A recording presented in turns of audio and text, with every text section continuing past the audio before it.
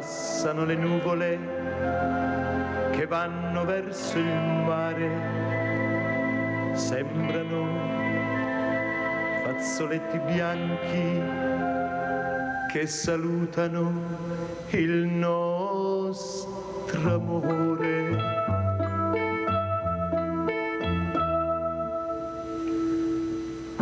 Dio come ti amo, non è possibile avere fra le braccia tanta felicità, baciare le tue labbra che odorano di vento,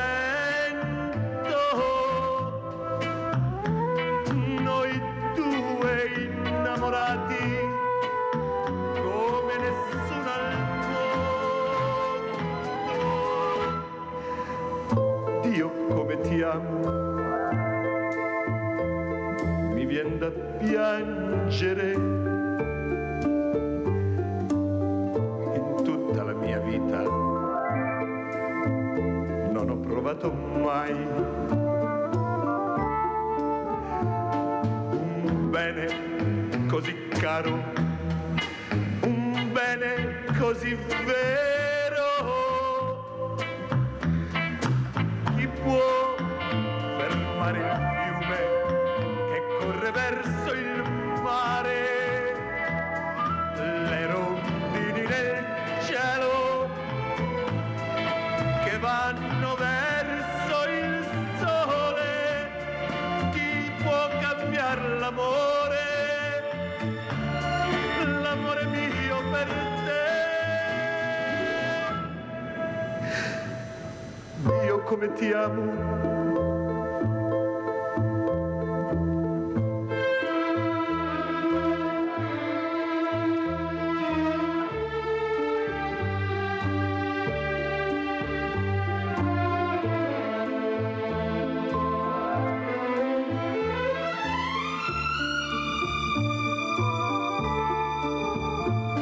un bene così caro, un bene così vero. Chi può fermare il fiume che corre verso il mare, le rondini nel cielo che vanno verso il sole? Chi può cambiare l'amore, l'amore mio per te? Dio come ti amo,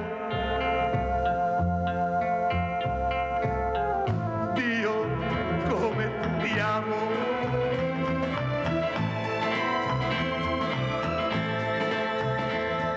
Io possiedo soltanto musica e vento, ma sono libero.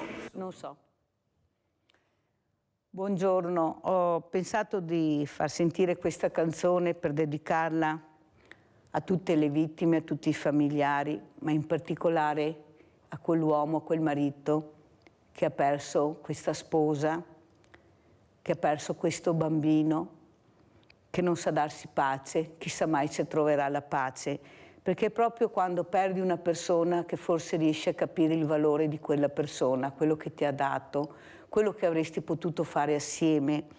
Questo bimbo, chissà questo papà cosa avrà provato nel momento che ha saputo che sarebbe diventato padre, perché all'improvviso sei un bambino e diventi uomo perché diventi papà, non è mica facile, perché sono giovani, sono ragazzi giovani. Perciò io dedico queste bellissime parole di Domenico Modugno a tutte queste vittime e ai familiari che sono rimasti. Ma vi presento anche, veramente sono emozionata e orgogliosa di avere in presenza il dottor Andrea Erri, direttore generale del Teatro La Fenice di Venezia. Grazie. Buongiorno, grazie, Mirella. Veramente grazie di cuore da parte anche di tutti gli ascoltatori per capire l'importanza dell'ascolto, del confronto, di sapere anche noi come vanno queste cose in questo paese meraviglioso, specialmente con l'arte, la musica, il teatro, perché siamo sempre un po' messi da parte, non sappiamo mai realmente. Informati, ma non è così semplice, specialmente per le fragilità che li tengono ancora in un angolo, per i diversamente giovani, chissà, magari il piacere di andare a teatro, di vestirsi, io li ho visti, ci sono persone che veramente potrebbero ancora, diciamo, sentire delle emozioni che non provano più, e questo fa l'arte. E ringrazio anche la professoressa Rosanna Scalia, docente di lettere al Liceo Duca degli Abruzzi di Treviso. Buongiorno, buongiorno professoressa, grazie anche lei di essere qui con noi. Allora io partirei proprio dal dottor Andrea Erri, questo direttore generale che però è molto sensibile alle fragilità, è sensibile a quella parte che è sempre un po' allontanata, rinchiusa, anche vista da qualcuno in maniera molto superficiale, invece sono delle persone con dei valori incredibili, con una sensibilità incredibile, tanto è vero che io li chiamo diversamente agili. Prego, direttore. Sì, grazie per questa introduzione. Siamo molto felici di come siamo riusciti a recuperare il nostro mercato e i nostri spettatori e i nostri visitatori, perché la Fenice non è solamente un luogo di spettacolo, ma grazie alle intuizioni del nostro sovrintendente, che voglio salutare, Fortunato Ortombina, il quale dice sempre che la Fenice deve diventare la casa di tutti. E quindi è stato aperto il teatro già dalle 9:30 del mattino ogni giorno per 364 giorni all'anno, e diventa un luogo anche di visita da parte di tutti coloro che magari non sono intenzionati a frequentare come spettatori il teatro, però hanno piacere di potersi fare una fotografia all'interno del palco reale, oppure di guardare tutti i segreti del nostro palcoscenico, o di vedere casomai qui e là qualche violino che suona o che si esercita in vista di una prova o di qualche esibizione. Una cosa particolare alla quale tengo molto è quella che il teatro non rappresenta per così dire un luogo per una ristretta elite di persone ricche, ma secondo quello che sono le nostre intenzioni rappresenta in realtà un luogo accessibile per tutti. E quindi oggi parleremo, diciamo, di un premio speciale, quindi non annuncio nulla, però questi sono i nostri valori, come giustamente dicevi tu, Mirella. Allora, il dottor Erri mi dà del tu perché siamo amici da tantissimi anni, e sono quelle amicizie che non hanno tempo e confini. Ci vediamo pochissimo, ma quando ci incontriamo è un'emozione, perché ci conosciamo a vicenda, sappiamo benissimo cosa c'è dentro di noi e quello che possiamo dare. Andrea è arrivato molto in alto, ma fin da piccolo lui aveva questo talento, proprio perché è nato in una famiglia di talenti, dove si sentiva la cultura, si respirava cultura, musica, teatro. E penso a quei ragazzi poco fortunati, invece Andrea, adesso le do del tu, che non hanno la fortuna di aver avuto questa famiglia, questi genitori, che anzi la scuola diventa un punto di riferimento, però la scuola è anche costosa per tante persone. Ed ecco che anche la scuola, certi dirigenti e certi insegnanti riescono a capire l'importanza di fare teatro, di fare cultura. Cosa ne pensa, professoressa Scalia? Dunque, io intanto ringrazio il dottor Erri che mi ha onorato di questo, insomma, con questo invito, e la redazione che ci ospita.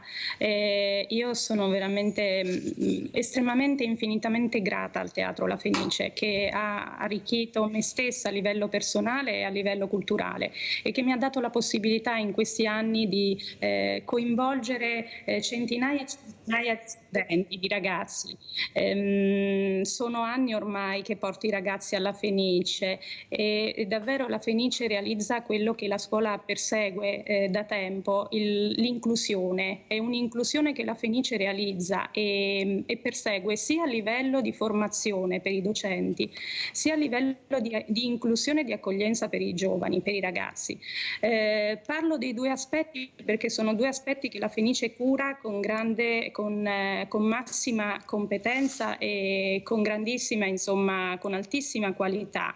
C'è da sottolineare l'altissima qualità e l'esperienza dei formatori del Teatro La Fenice, i quali propongono ogni anno dei corsi di formazione per noi docenti che sono estremamente inclusivi, perché vedono coinvolti docenti che afferiscono da aree disciplinari diverse e io, che non sono una musicista, non sono una musicologa, mi sono sempre sentita integrata in questo ambiente, stimolata a conoscere, stimolata a studiare, ad ascoltare, ma non mi sono mai sentita esclusa, estranea, né tra l'altro questo ha comportato una banalizzazione dei concetti o dei corsi per quelli che erano invece musicisti o docenti di musica. Quindi anche un'inclusione, ecco, realizzata perfettamente compiuta anche a livello di formazione dei docenti, perché poi noi dobbiamo trasmettere ai nostri studenti, ma dobbiamo prima essere formati e quindi anche questo aspetto è fondamentale e la Fenice lo cura da anni con veramente una qualità elevatissima, e questo lo sottolineo dal momento che numerosi ormai sono i corsi di formazione per docenti, ma io davvero quelli organizzati dalla Fenice li seguo sempre con molto entusiasmo, con grande passione e con la stima che appunto mi lega a tutti i formatori, a tutti gli organizzatori, a coloro che fanno parte di questo gruppo, di questo teatro meraviglioso, del Teatro La Fenice. Grazie professoressa Scalia, l'importanza è capire che il messaggio deve arrivare soprattutto ai giovani, a questi ragazzi che hanno questi talenti nascosti, perché magari pochi vengono stimolati, perché bisogna anche stimolarli, bisogna intrigarli, non è facile. È un giovane che se non ha radici culturali, familiari forti, è difficile in un momento dove i messaggi sono devastanti, sono negativi. Il ragazzo è sensibile, è una spugna, sente, assorbe e cosa fa? Si chiude. Ecco, si chiude a riccio, fai fatica a entrare su quel riccio, però se riesci un po' alla volta, spina dopo spina, perché loro si sono protetti, hanno questa protezione, riesci a capire che c'è un cuore che batte, una sensibilità incredibile e una creatività meravigliosa. Non è facile, è un lavoro che stanno facendo anche le associazioni di volontariato, cercando di arrivare a questi giovani, ma non è facile perché devi trovare il dirigente sensibile, quello che riesce a capire la sensibilità, non è uno strumentalizzare, è un far capire l'importanza della solidarietà, dell'inclusione. Prego, direttore. Noi abbiamo questa idea qui, quella che hai espresso tu, Mirella, e il premio di cui parleremo adesso, che è rivolto agli insegnanti, muove da una considerazione.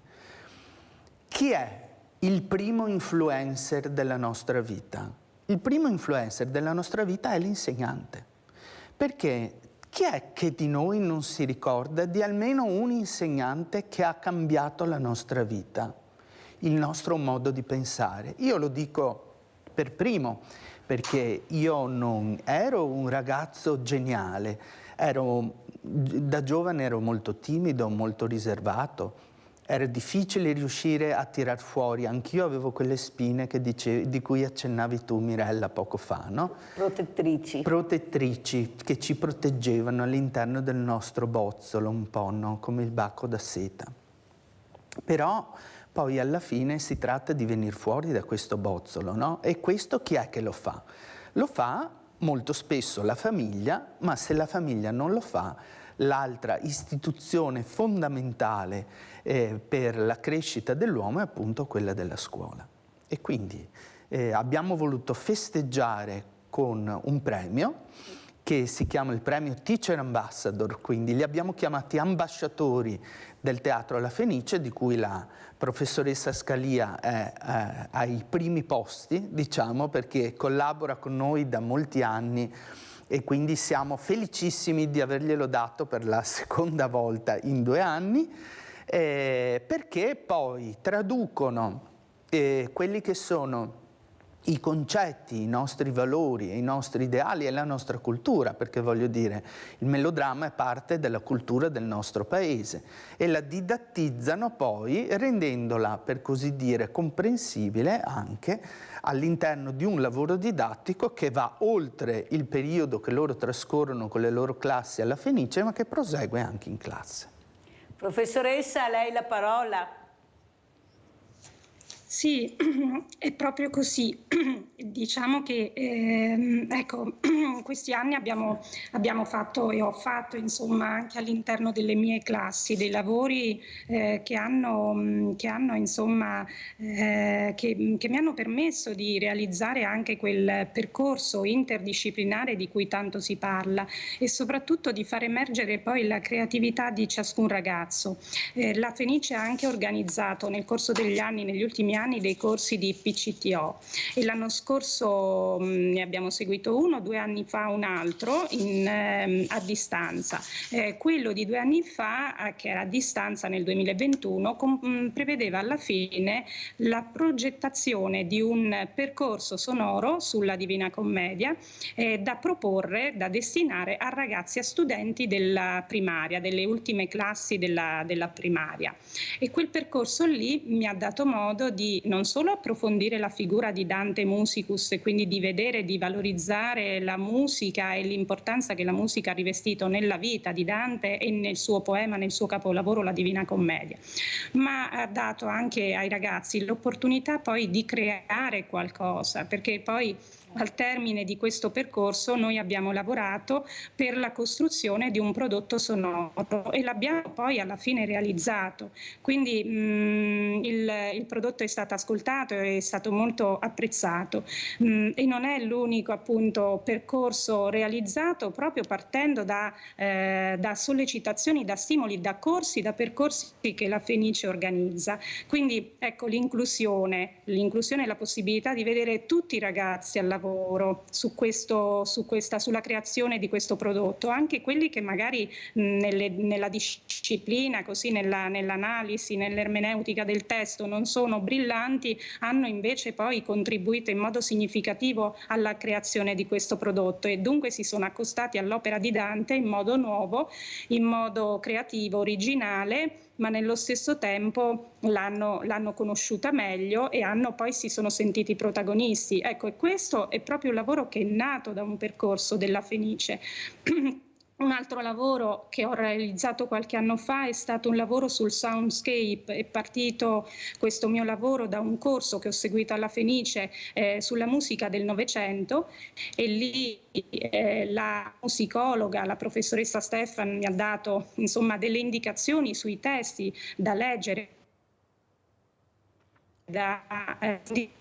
il percorso e da lì ne è nata poi una mia ricerca nella quale ho coinvolto i ragazzi. E allora professoressa, mi scusi se la interrompo, ma facciamo una parentesi perché lei ha detto una cosa importante.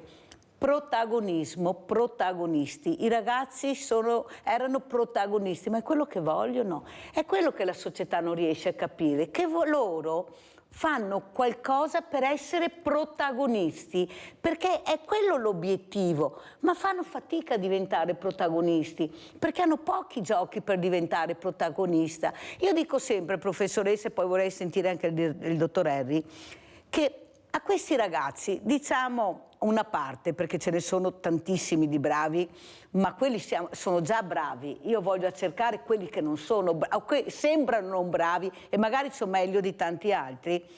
Dobbiamo dare un gioco per diventare protagonisti. Loro devono scegliere il gioco al quale loro si sentono più vicini.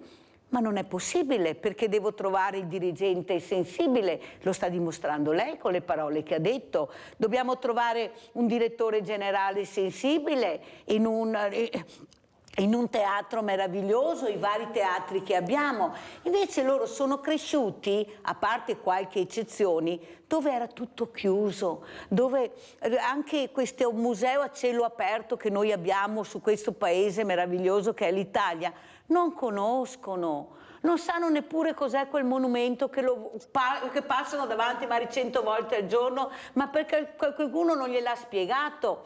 Ed è stato fatto un test, professoressa, ai ragazzi hanno chiesto: cosa vorresti in questo momento? Cosa desidereresti? Sai cosa hanno risposto, professoressa? Ascolto, manualità, nel pomeriggio, il dopo scuola più manuale. Vogliamo intrigare, essere intrigati. Ma pensi, qualcuno pensava chissà cosa chiederanno, magari un'elettronica pazzesca. Ascolto, una scuola diversa il pomeriggio con più manualità. Capisce che, professoressa, fa molto riflettere quello che dicono questi ragazzi, perché lo dicono nell'anonimato, perché hanno paura di non essere ascoltati, hanno paura che il loro messaggio non arrivi. Allora lo scrivo quello che sento nel mio cuore, non mi firmo e sono a posto. E invece no, dobbiamo sapere chi sono, dottor Erri. Dobbiamo sapere chi sono e soprattutto bisogna lavorare, ma questo diciamo può dirlo con moltissima competenza anche la professoressa Scalia, lavorare sulle intelligenze multiple. Finora abbiamo lavorato sempre sulle intelligenze singole, ma in realtà le intelligenze sono multiple. Quindi noi coi bambini, per esempio, per riuscire a far imparare loro i personaggi del Barbiere di Siviglia, utilizziamo questi libretti colorati in cui in buona sostanza imparano chi è Figaro, chi è il conte di Almaviva e tutti i vari personaggi e anche gli strumenti musicali, colorando e facendo dei labirinti o dei giochetti che servono loro per stimolare appunto il tipo di intelligenza che è tipica dell'infanzia, cioè quella che dicevi tu, in cui le cose si imparano anche mettendo in relazione la parte nostra del cervello più dedicata, diciamo, alla razionalità con quella delle emozioni. Abbiamo Rinaldo da Venezia. Ciao Rinaldo. Rinaldo? Ciao Mirella e buongiorno ai tuoi ospiti. Con molto piacere vedo che anche parli di Fenice. Mia Fenice conosco molto bene perché in campo San Martin avevo un negozio di frutti e verdura. Tanti musicisti, tanti direttori di tromba, di violini, venivano a fare la spesa lì. La ricordiamo benissimo. Ecco. E dopo che dico che Fenice, come che dice il direttore, non è costosissima, è che è portata anche agli amatori più semplici, le persone che puoi permettersi, non è ricchissima, ponga tutti a Fenice. E adesso questo che serviva a fare, non importante, importantissimo, perché i bambini, i fiori, se ti insegni, impara subito. E se forgiarli adesso quella musica è importante, perché da grandi, anche crescendo, cresce male. E dopo volevo un aneddoto, come era l'occupazione austriaca, che a Fenice gli faceva un'opera di Verdi, gli applausi, era viva Verdi, viva Verdi. Gli austriaci non voleva, perché viva Verdi voleva dire viva Vittorio Emanuele, re d'Italia, e nasceva il Cagnare. Bravissimo, è vero. Di sapienza e di cultura e di manualità, perché i più grandi pittori, gente che lavorava, già crea una roba che adesso ti può andare dentro a guardare a Fenice. Solo che andarla a guardare ti viene fuori col cuore pieno di gioia. Cara Mirella, buon lavoro. Grazie Rinaldo. Arrivederci e buongiorno. Grazie, sa professoressa Scalia, perché ho sorriso anche in maniera forte, perché il nostro Rinaldo chiama tutte le mattine, penso vada a letto col telefono, perché è il primo ad arrivare sempre, con l'invidia di tanti telespettatori che non riescono a prendere la linea. Ma lui centra sempre l'obiettivo, sì, perché da veneziano, doc, riesce a capire ed avere quella sensibilità in argomenti che veramente anche i nostri diversamente giovani hanno vissuto, l'emozione, ecco l'emozione anche per Rinaldo di sentire, ecco, di vedere questo direttore Rinaldo, che gli fa ricordare meraviglioso questo Rinaldo, lo ricordiamo tutti. Io all'epoca non lavoravo lì, però frequentavo comunque la Fenice. E mi ricordo che aveva questo negozio di frutta e verdura molti anni fa, e che faceva un trattamento, diciamo, particolare quando arrivava qualche professore d'orchestra con la sua custodia col violino e aveva bisogno di un po' di frutta da portare a casa o di verdura. Un'altra cosa che sottolinea Rinaldo e che voglio ricordare è l'orgoglio dei veneziani che hanno per questo teatro.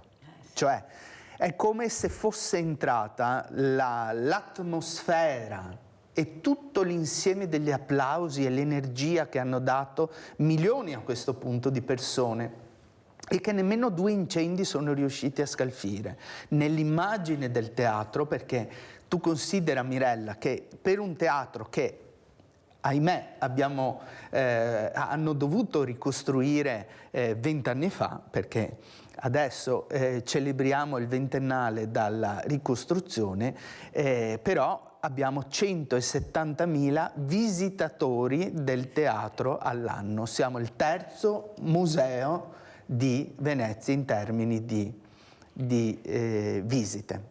Allora, dottor Erri, quello che però rimane nel cuore è stato questo incendio. Ecco, questi incendi quando colpiscono un bene della comunità, perché la Fenice, Notre-Dame de Paris e tutti quegli edifici meravigliosi, storici, quando subiscono veramente degli atti anche di vandalismo, feriscono tutta la comunità in Europa. Tutti siamo vicini e ricordo veramente proprio anche chi non aveva frequentato il teatro, che non era mai entrato, però la Fenice è andata a fuoco. Ecco, questa ferita che tutti sentivamo, ed è molto importante, perché capisci l'emozione, anche se non la conosci, che non sei mai andato, ma sai che era qualcosa di importante, che apparteneva all'umanità, che apparteneva a tutti noi. Cosa ne pensa, professoressa? Prego. Sì, stavo riflettendo su quello che avete detto e ecco, io sono molto legata al teatro, e anche io ricordo perfettamente il momento dell'incendio e poi la gioia nel vedere poi l'inaugurazione al termine dell'esecuzione dei lavori di restauro, di ristrutturazione, di ricostruzione. All'epoca non vivevo ancora in Veneto e mi era parso tuttavia una ferita enorme, una ferita che era stata inflitta non solo a Venezia, al Veneto, ma a tutta l'Italia, a tutta l'Europa, a tutto il mondo, perché la Fenice rappresenta il teatro, la cultura di tutto il mondo, è un patrimonio di tutta l'umanità.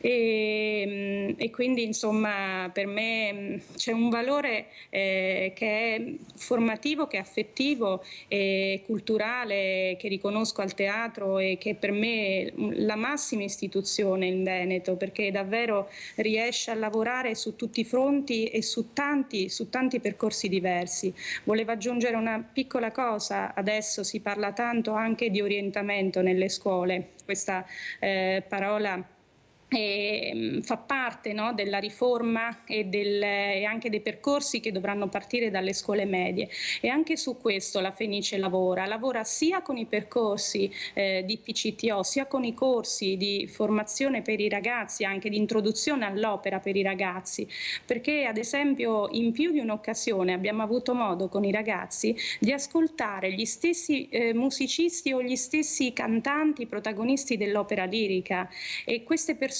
che hanno scelto una vita per passione, perché hanno seguito le proprie inclinazioni naturali, hanno fortemente impressionato i ragazzi. Non dobbiamo dimenticarci che i ragazzi vivono anche nella scelta dell'orientamento universitario quello che è il conflitto tra gli obblighi, i condizionamenti familiari e sociali e le proprie personali inclinazioni.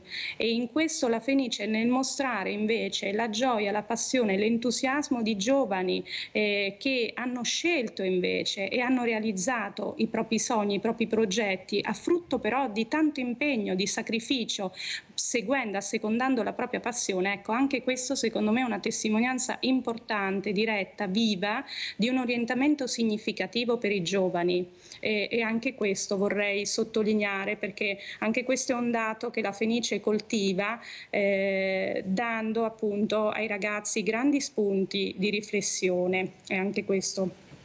Professoressa, come fate a entrare in questi ricci? Voi avete questi ragazzi tutti i giorni, un po' alla volta capite l'orientamento, come ha detto lei, dove questo ragazzo è più adatto a cercare di trovare anche un percorso di vita, perché sta iniziando un percorso della propria vita, e grazie forse proprio alla musica, al teatro, a un insegnamento educativo diverso da quella che è la solita didattica, forse questo riccio si apre. Perché quando noi vediamo i concerti, indipendentemente dalla passione più o meno di scegliere un tipo di musica, ma è musica. Il ragazzo si apre alla musica. Che poi i messaggi siano devastanti, perché qualcuno ha capito che si può strumentalizzare questo bambino, questo ragazzino che deve ancora crescere, che non capisce, però capisce che la musica, il teatro, diventare protagonista. Ecco, a scuola quando ti vestivi, ti facevi le recite, le famose recite, chi è che non voleva partecipare? Anzi, quando ti escludevano era una ferita terribile. Forse anche là la maestra, l'insegnante doveva capire che nessuno doveva essere escluso, ognuno doveva avere un ruolo. Ecco, da là inizi a capire se sei o non sei protagonista. E se la scuola non riesce a capire che deve far diventare tutti protagonisti, nel bene e nel male, non ce la fai da solo, perché magari ti manca la famiglia, ti manca quell'educazione musicale, come diceva, culturale, andare a teatro da piccolo, perché è là che inizi. E allora ti chiudi sempre di più e poi diventi magari cattivo, così ti vede la gente, drogato, delinquente, mentre magari dentro una creatività che nessuno ha saputo cogliere. E questo lo state facendo voi, perché avete capito l'importanza della musica, del teatro, di far diventare protagonisti i ragazzi. Prego, professoressa, poi andiamo in pubblicità. Sì, esatto, lei ha messo in risalto il punto, insomma, il punto focale, no? della situazione, cioè l'assenza di una reale politica musicale. Non c'è questo in Italia, all'interno di una più generale, diciamo, assenza di tipo culturale. In Italia questi aspetti non sono coltivati, non sono valorizzati per come dovrebbero esserlo, e la musica ormai, insomma, considerata quasi un'applicazione della meccanica, è stata eliminata dalle scuole già con la riforma Gentile 100 anni fa, perché era il 1923, da allora non è più rientrata, appunto, se non in percorsi specifici nelle scuole medie musicali, nel liceo musicale, e questo secondo me è una grandissima mancanza a cui cerchiamo di sopperire con appunto tutte le iniziative che il territorio offre, e quelle della Fenice sono senza dubbio le più interessanti, quelle che sono strutturate meglio, e quelle che sono veramente studiate per coinvolgere, per realizzare poi quell'inclusione di cui abbiamo parlato, e anche quell'interdisciplinarietà che è così importante, perché non dimentichiamolo, se per i bambini l'approccio può essere di tipo ludico, per gli adolescenti ci deve essere un approccio che parta dalle emozioni, perché devono essere emotivamente coinvolti, e questo la musica riesce a farlo, ma deve essere anche un approccio alimentato e arricchito anche da uno studio, e quindi anche da un approccio di tipo cognitivo. Quindi emozione, ma anche riflessione, studio devono essere alla base della preparazione dei ragazzi, perché altrimenti penso un'opera lirica di 3 ore difficilmente potrebbe essere fruita da ragazzi. Allora, dottor Eri, come commenta, poi andiamo in pubblicità, devo correre un pochino perché l'ora vola, prego. È meraviglioso sentire la passione che queste persone hanno, i nostri insegnanti ambasciatori, quindi ai quali abbiamo dedicato un premio, una giornata e una card speciale per riconoscere l'impegno che loro danno, e ricordo che è un impegno non dovuto, perché potrebbero limitarsi a diciamo, erogare le loro lezioni in modo tradizionale, non studiando, non approfondendo, ma limitandosi a utilizzare il libro di testo, e invece cercano di educare e di istruire i loro ragazzi accendendo le fiammelle che sono dentro di loro. Pubblicità.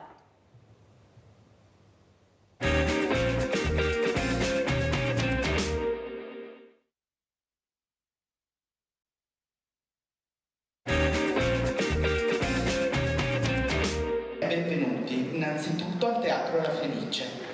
Teatro La Fenice che in questa giornata dedica a voi questo giorno, perché è la vostra festa.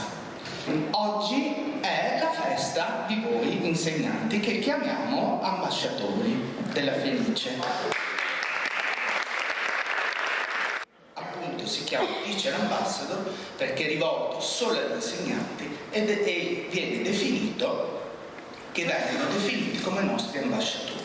Quindi da oggi voi sarete qui nella vostra casa e quindi vi sarà data una carta con cui avrete delle facilitazioni in tutta l'area marciana che abbiamo individuato e trovato per voi qualora doveste venire nel corso del tutto l'anno e rimanere all'interno di quest'area così veneziana, in modo che vi sentiate a casa, e poi avrete modo anche di poter fruire di alcune iniziative, di alcune prove generali a vostra scelta, che verranno concordate con l'ufficio, in cui voi potrete venire con un vostro familiare, con un vostro amico, all'interno della vostra casa, che è la Fenice di cui siete ambasciatori. Il grazie è mio ed è di cuore e mi sono emozionata, non so voi, ma io mi sono veramente emozionata a vedere quei bimbi lavorare in quel modo,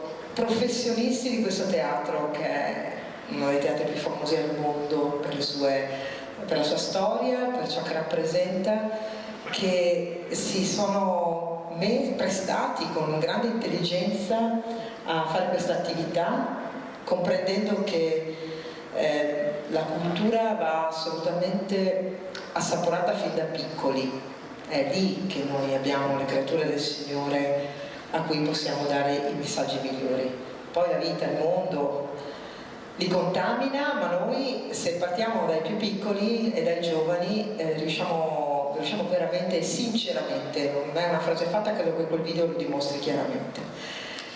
Voglio ringraziare il direttore generale, perché quando in quella conversazione che hai ricordato, grazie, perché sono aneddoti anche così che rimangono nelle segrete stanze, ma in un palcoscenico di solito si deve dire ciò che è di più vero, facendo finta che non hai nessuno davanti, perché in fondo stai parlando a te stesso, e dall'altra parte il pubblico è colui che ascolta guardando una rappresentazione ma sta parlando a se stesso.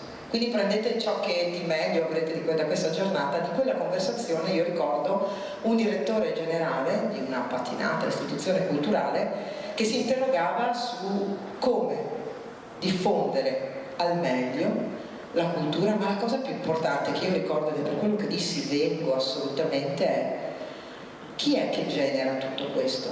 Cioè la cultura è il nostro patrimonio straordinario, l'abbiamo davanti a noi. Chi genera l'amore per la cultura?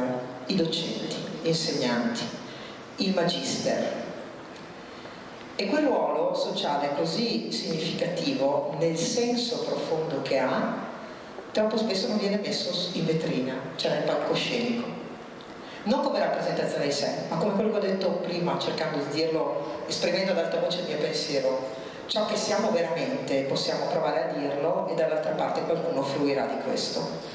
Quelle sono le creature del Signore che voi avete che voi avete con voi e a cui la società spesso attribuisce quasi tutta la responsabilità di tutto. Non è così. Oggi, ed è per questo che sono qui, io ringrazio la Fenice, il direttore generale e tutto il suo staff che ho conosciuto oggi, perché farvi diventare ambasciatori, darvi il riconoscimento del grande lavoro che state facendo, che avete fatto per far conoscere questa istituzione culturale, ma di più ciò che questa istituzione culturale produce, beh, questo è meritorio. Quindi io ringrazio di cuore la Fenice, ringrazio di cuore il direttore generale Erri per la grande sensibilità che dimostra.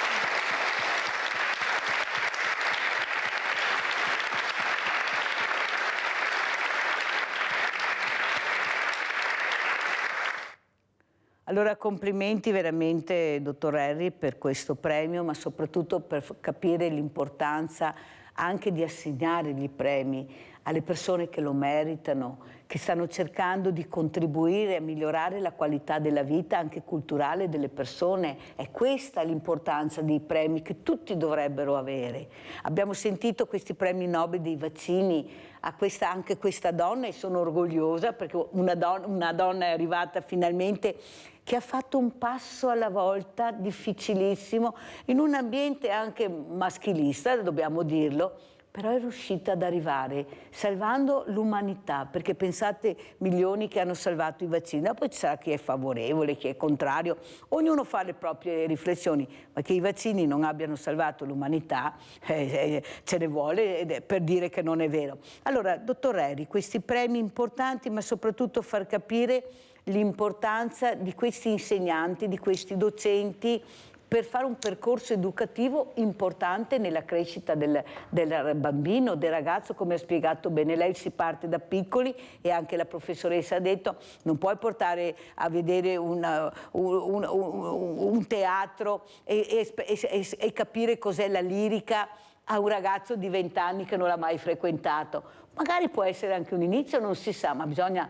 saper coltivare, saper grattare nella maniera giusta, dare lo spettacolo giusto, quello che riesce a capire. Prego. Certo, e noi infatti, questo è il nostro catalogo che quest'anno abbiamo voluto appunto mostrare in maniera così tascabile e quindi in maniera anche molto colorata, così come colorati sono i nostri giovani. Noi li prendiamo già dalla scuola dell'infanzia, avete visto che tra i partecipanti c'erano anche molte maestre, insomma, della scuola dell'infanzia, e poi continuiamo fino a quando loro finiscono il percorso di scuola superiore.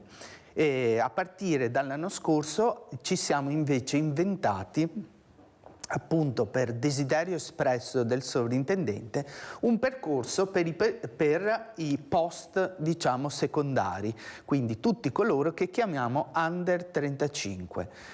Cosa vogliono gli under 35? Gli under 35 vogliono scoprire la musica all'interno di un ambiente bello, ed è stata una grande soddisfazione per noi veder dedicare e poter dedicare a loro non 4 o 5 posti in mezzo agli altri, ma intere rappresentazioni riservate a loro, con un aperitivo che rappresenta ormai per loro un aspetto fondamentale di socializzazione, no?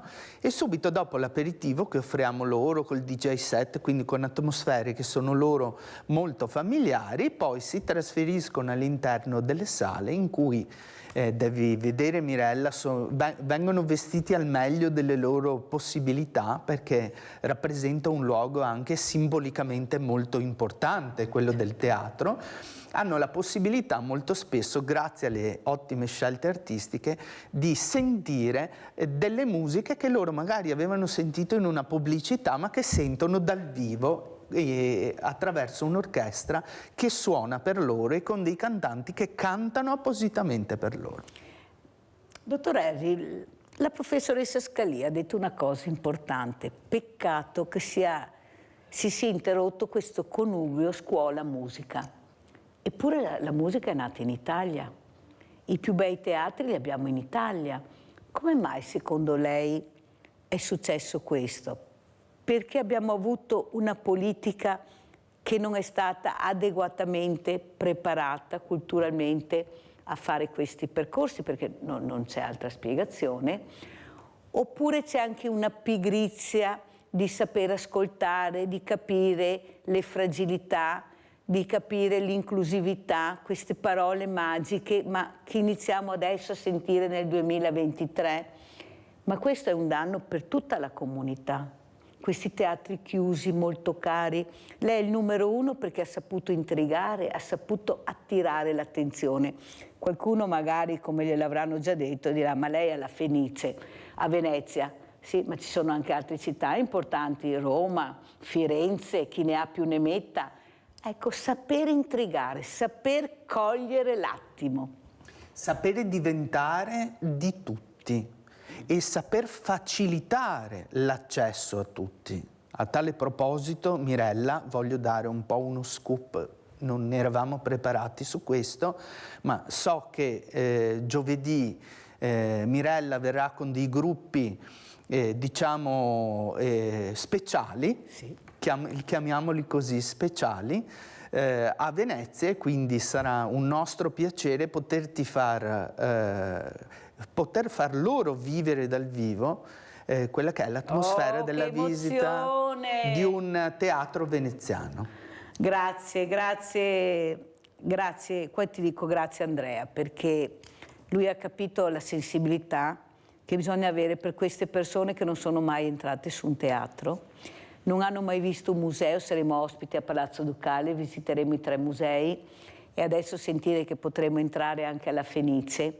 Ecco, io coglierò l'attimo, ecco, con le telecamere, poi farò vedere questi ragazzi che quando vedono il bello, vedi questi occhi che si aprono, vedi diventano immobili e osservano. Ecco, l'unica parte del corpo che si muove sono gli occhi e la bocca, così.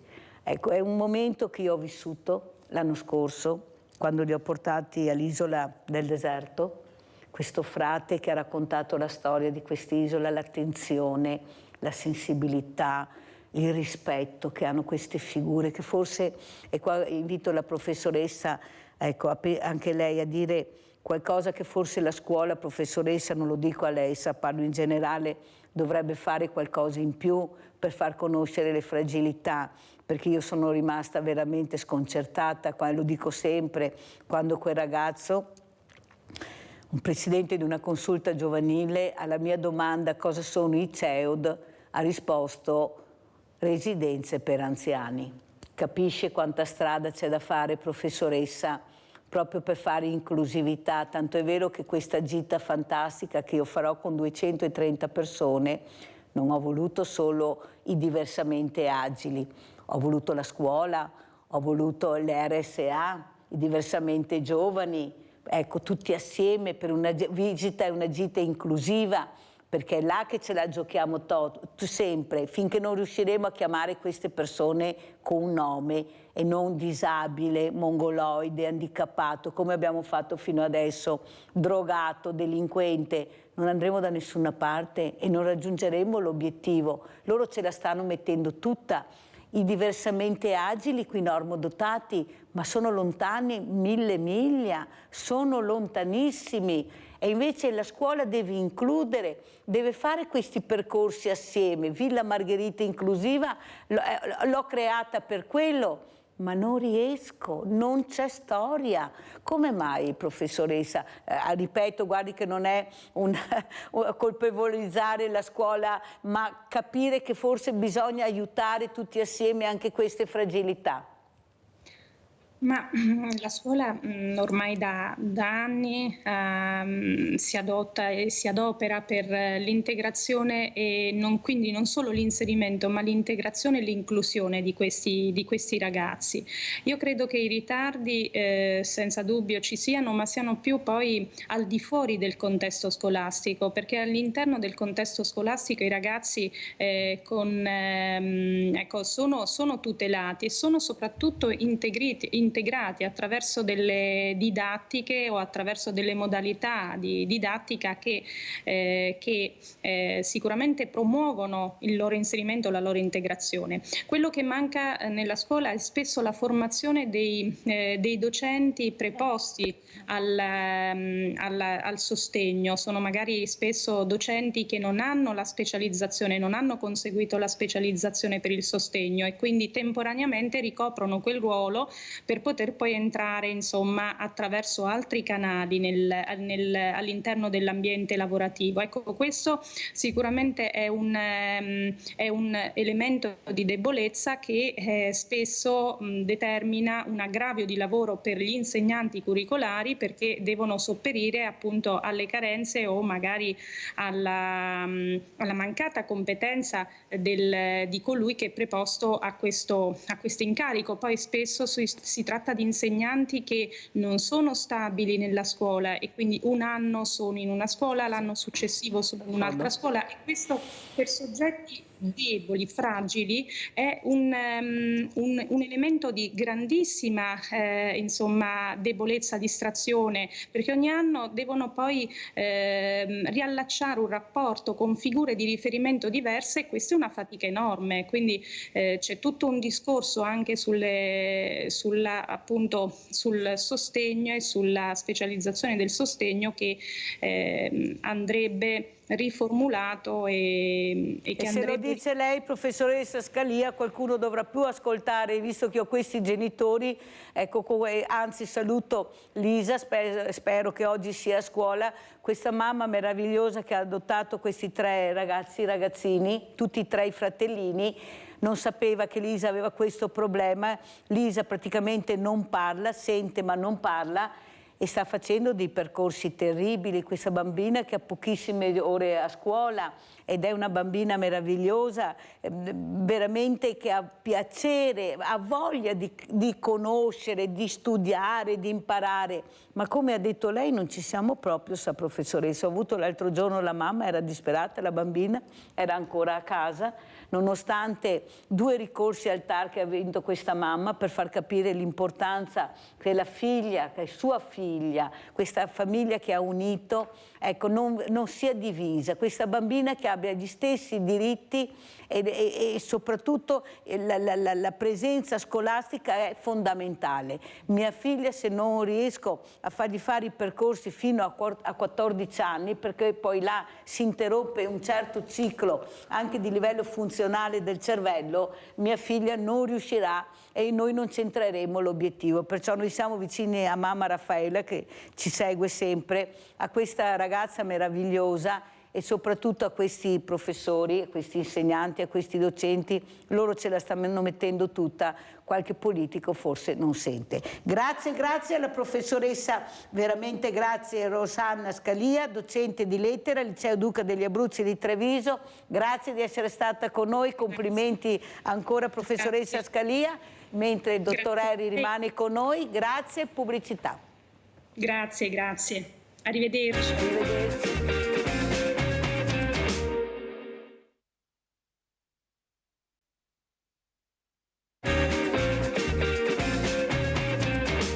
Vi presento altri graditi ospiti, però prima di presentarvi gli altri ospiti, Andrea Eri, il direttore Andrea Eri, rimasto qui con noi, vorrei vedere una foto, delle foto, vediamo.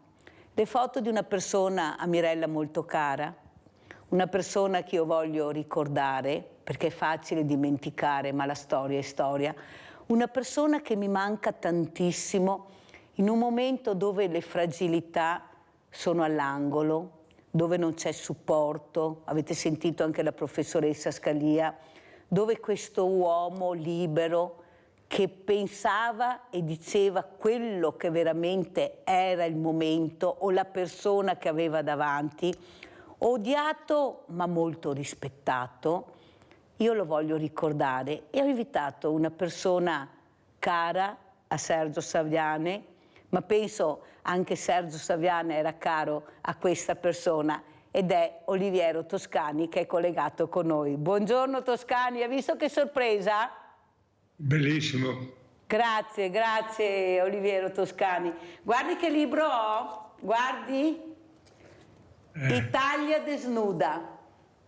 Sì, Sergio era fantastico. 30 anni di vita italiana. Mi manca tantissimo Toscani. Cosa mi dice? Ho fatto bene a invitarle a ricordare questo grande uomo, questo personaggio libero come pochi. Prego Toscani.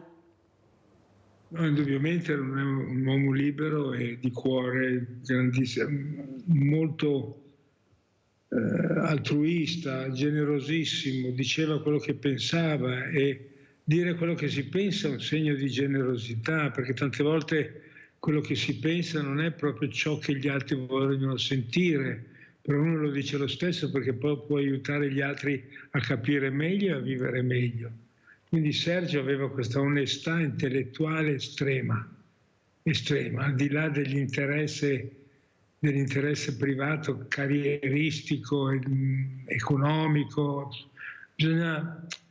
Non ce n'è tanta gente così, insomma, purtroppo non ci insegna, neanche la scuola insegna a essere così, insegna il carrierismo, insegna l'economia. Mi ricordo le grandi discussioni che facevo con Saviano sui bocconiani, sui manager Benedetto, non capisce niente, i manager, sì, il bando dei scemi. Allora, Toscani, cosa vuol dire per lei in tutti questi anni aver saputo cogliere l'attimo del percorso di vita di questa nazione, di questa popolazione, anche delle fragilità, del diverso, questi colori dove all'interno di queste fotografie bellissime c'era il diverso. Lei si era già proiettato in avanti, già cercava di fare integrazione. Naturalmente non abbiamo fatto passi avanti, anzi, ma soprattutto sapere cogliere l'attimo, Toscani. Cosa vuol dire per un fotografo? Ma io fotografo non è che mi dico Toscani è fotografo pubblicitario, è la cosa più sbagliata del mondo. Non ho mai lavorato con agenzie pubblicitarie. Io sono semplicemente un testimone del mio tempo, mi interessa studiare il mio tempo, e Saviano lo facevo con la scrittura, io lo faccio con la fotografia, ma non è che sono lì il fotografo che esegue ciò che gli altri mi dicono di fotografare. Non ho mai fotografato quello che gli altri mi dicono di fotografare, ma cercavo di fotografare ciò che io me stesso mi domando come mai è così. È chiaro che l'integrazione, soprattutto quando ero nel Veneto 30 anni fa, era un disastro. Voi non eravate sicuramente l'esempio dell'integrazione, perché assolutamente tremendo, era la mentalità media, così come odiavano Saviano, odiavano anche me, questi veneti, gli stavamo sulle palle perché non sopportavano la critica. Era tutto così, con tutti gli interessi, le curiosità che mi sono saltate agli occhi in questa mia generazione, nella mia vita. Insomma, ho vissuto, vi dovete rendere conto che sono un uomo vecchio, ho 82 anni, ho l'età dei Beatles, basta con questi Beatles, non se ne può più, andiamoli a casa. Sì, ma 82 anni però, a parte che io me li gioco, sai, gli anni, perché per fortuna è arrivato l'euro, così divido a metà, visto che veramente si può giocare sui numeri, allora io me li gioco con l'euro e rimaniamo sempre diversamente giovani, Toscani.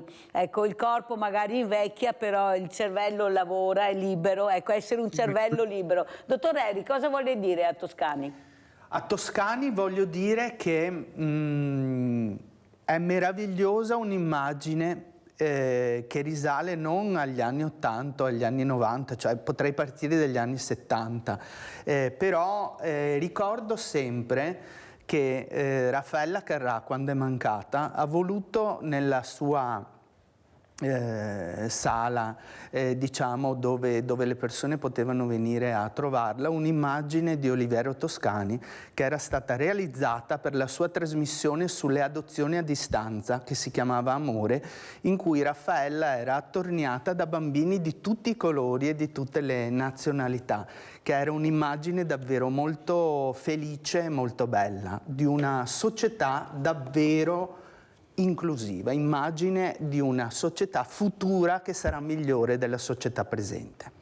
Allora, Toscani, così leggo nel libro che ho qui davanti, Italia desnuda, dove ho anche la sua dedica, libro di Saviane con la dedica di Toscani a Mirella e viva il rosso Oliviero Toscani. Questa è la dedica che mi ha fatto all'Asolo Golf alle presentazioni di questo libro con Sergio Saviane, e sotto Sergio ha scritto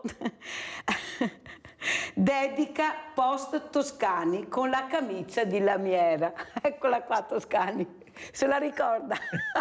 C'aveva la mania di dire, io porto sempre delle camicie di cotone dure, no? Che dentro con questa camicia della lamiera, ma come ti fai a muoverti? Aveva la mania. Ce l'aveva con me Luciano Benetton perché portavamo le camicie di lamiera.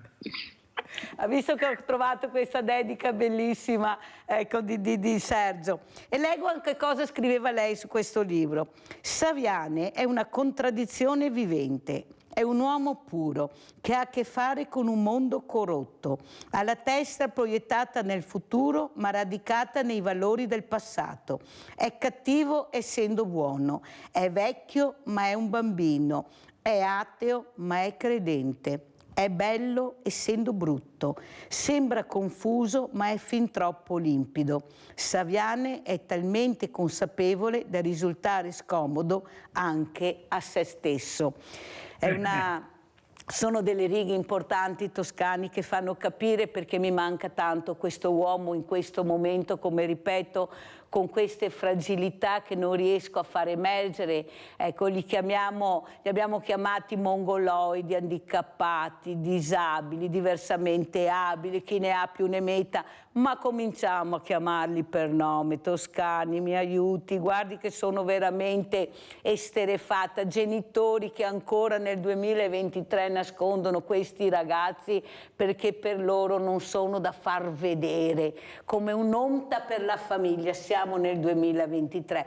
E perché dico questo? Perché ero proprio con Sergio Saviane una sera a cena con un grandissimo imprenditore, il quale aveva un figlio diversamente agile, e gli ha detto: ma non ti vergogni di nascondere tuo figlio? Io? Scherzo? No, tu nascondi tuo figlio, vergognati, vai a scuola, impara l'educazione, sei tu il disabile. E ne ha detti di tutti i colori. A una cena, Toscani, erano tutti immobili. Ma cosa dice Sergio? Diceva la verità. Diceva quello che il suo cuore in quel momento, avendo di fronte questo uomo e questo padre, gli diceva semplicemente di dire. Prego, Toscani. No, è così, è vero. Abbiamo questa strana patina di bontà o di cosa, ma tutte balle, sono tutte balle. L'umanità in totale deve affrontare una conversione come San Paolo. Dobbiamo cascare da questo cavallo falso e capire cos'è veramente l'esigenza e ciò che l'umanità ha bisogno. Parlano dei poteri forti, i poteri forti sono il denaro, per esempio, un potere forte, no? Nessuno combatte il denaro, cioè le speculazioni, le robe. Il denaro è un potere forte. Siamo divisi fra poveri e ricchi. Alla fine non esistono i neri, i bianchi, le cose. Esistono i ricchi e i poveri. Finito. Allora non abbiamo poi... E poi c'è anche chiaramente la discriminazione estetica incredibile. Siamo veramente dei razzisti nati, e per non essere razzisti devi ingaggiare l'intelligenza, appena uno è nero, è nero. Cioè subito facciamo una distinzione, nero, e di fronte a un nero, ancora, anch'io lo so, anch'io, come dico, è così. Abbiamo atavicamente questa malattia. Quindi dobbiamo superarla in modo, con l'intelligenza, con la cultura, con la comprensione, con l'umanità. Dobbiamo veramente convertirci. E fa bene a dirlo e a spiegarlo. Toscani, cosa vuole dire invece il dottor Andrea Eri, direttore generale del Teatro La Fenice di Venezia, che sta cercando in tutte le maniere di far capire l'importanza della cultura, della musica, del teatro, che cerca fin da bambino ad accompagnare in questi percorsi, con questi libri che ha fatto vedere, ecco, con quei bambini, con i colori, ecco, perché i bambini i colori, come fai, è la più bella cosa, i colori che scelgono, scusate, ma è rosso, verde, giallo, e il rosso è il colore che prende di più, l'aveva scritto anche Toscani, ma lo dico anch'io perché è vero, io ero piccola e sceglievo il rosso già da piccola, chissà perché, ma il rosso mi attirava. Cosa vuole dire Toscani al dottor Eri? No, ma il dottor Eri fa ragione, ma bisogna stare attenti a non pensare che i nostri valori siano interessanti. Se il bambino si annoia a scuola, il problema non è il bambino, il problema è la scuola che è noiosa. Io stesso ho avuto questa sensazione da ragazzino. Al liceo non mi piaceva perché era noioso. Imparavo molto di più girando l'Europa. Perché si è bloccato? L'ansia. Adesso ci addossiamo l'ansia dei giovani. Ma cavolo, io ero pieno di ansia. Mi ricordo, ancora adesso mi sveglio di notte pensando all'esame di maturità e ho 82 anni, insomma eravamo pieni di ansia. No, noi pensiamo che il nostro sistema sia giusto per i giovani e continuiamo a dirci cosa facciamo per i giovani. Ma non dobbiamo fare niente, i giovani dobbiamo ascoltarli. Sono loro che devono insegnare a noi. Siamo noi che dobbiamo studiare perché sono così. Perché i giovani sono così? Perché sono così e noi ci lamentiamo che loro sono così? Ma non è vero, i giovani sono il futuro. Dobbiamo capire perché. E continuiamo a fargli degli sgambetti. Questi giovani qua vivono in un mondo di sgambetti fatti dagli adulti, totalmente. Gli adulti decidono, fanno, inventano ste cagate qui, la tecnologia, e poi mi dicono mio figlio è tutto il giorno attaccato al telefonino. Ma è quello che i vecchi volevano, che il mondo si attaccasse al telefonino. Ma è l'economia, il sistema economico, tutto questo va... Siamo ipocriti, i vecchi vanno eliminati da giovani. Allora, dottor Eri, prima di lasciarci, cosa vuole dire Oliviero Toscani? Voglio dire a Oliviero Toscani che ha centrato veramente il tema. Allora, molto spesso la società è formata da grandi lobby che soprattutto hanno a cuore il sistema su come poter far soldi, e i giovani rappresentano un sistema di consumo estremamente interessante e attraente, proprio perché consentono i loro consumi di far diventare loro sempre più ricchi. Però poi alla fine ci si lamenta su come loro si comportano, ma soprattutto non conoscendo i loro valori, che cosa pensano, i loro pensieri, quando in realtà, invece che rimanere all'interno delle loro torri, per riuscire a capire i giovani dovrebbero stare più insieme a loro, quindi a essere vicini. Tanto è vero che loro chiedono ascolto. Ascolto, perché altro non chiedono. Ecco, quindi ci si lamenta dei giovani, ma poi quando i giovani fruiscono di ciò che hanno generato le generazioni precedenti a loro, ma non ci si avvicina soprattutto a loro, no? Perché è più comodo rimanere all'interno delle proprie realtà piuttosto che avvicinarsi, di entrarsi, di fare delle testimonianze all'interno delle scuole, di fare dei corsi all'università, perché costano fatica e molto spesso non rendono.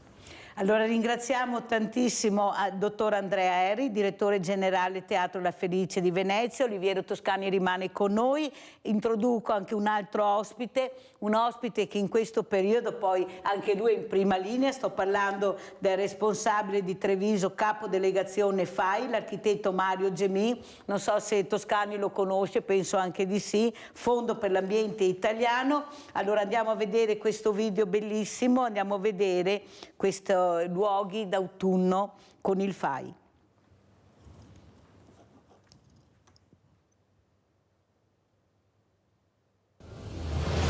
Grazie Mirella.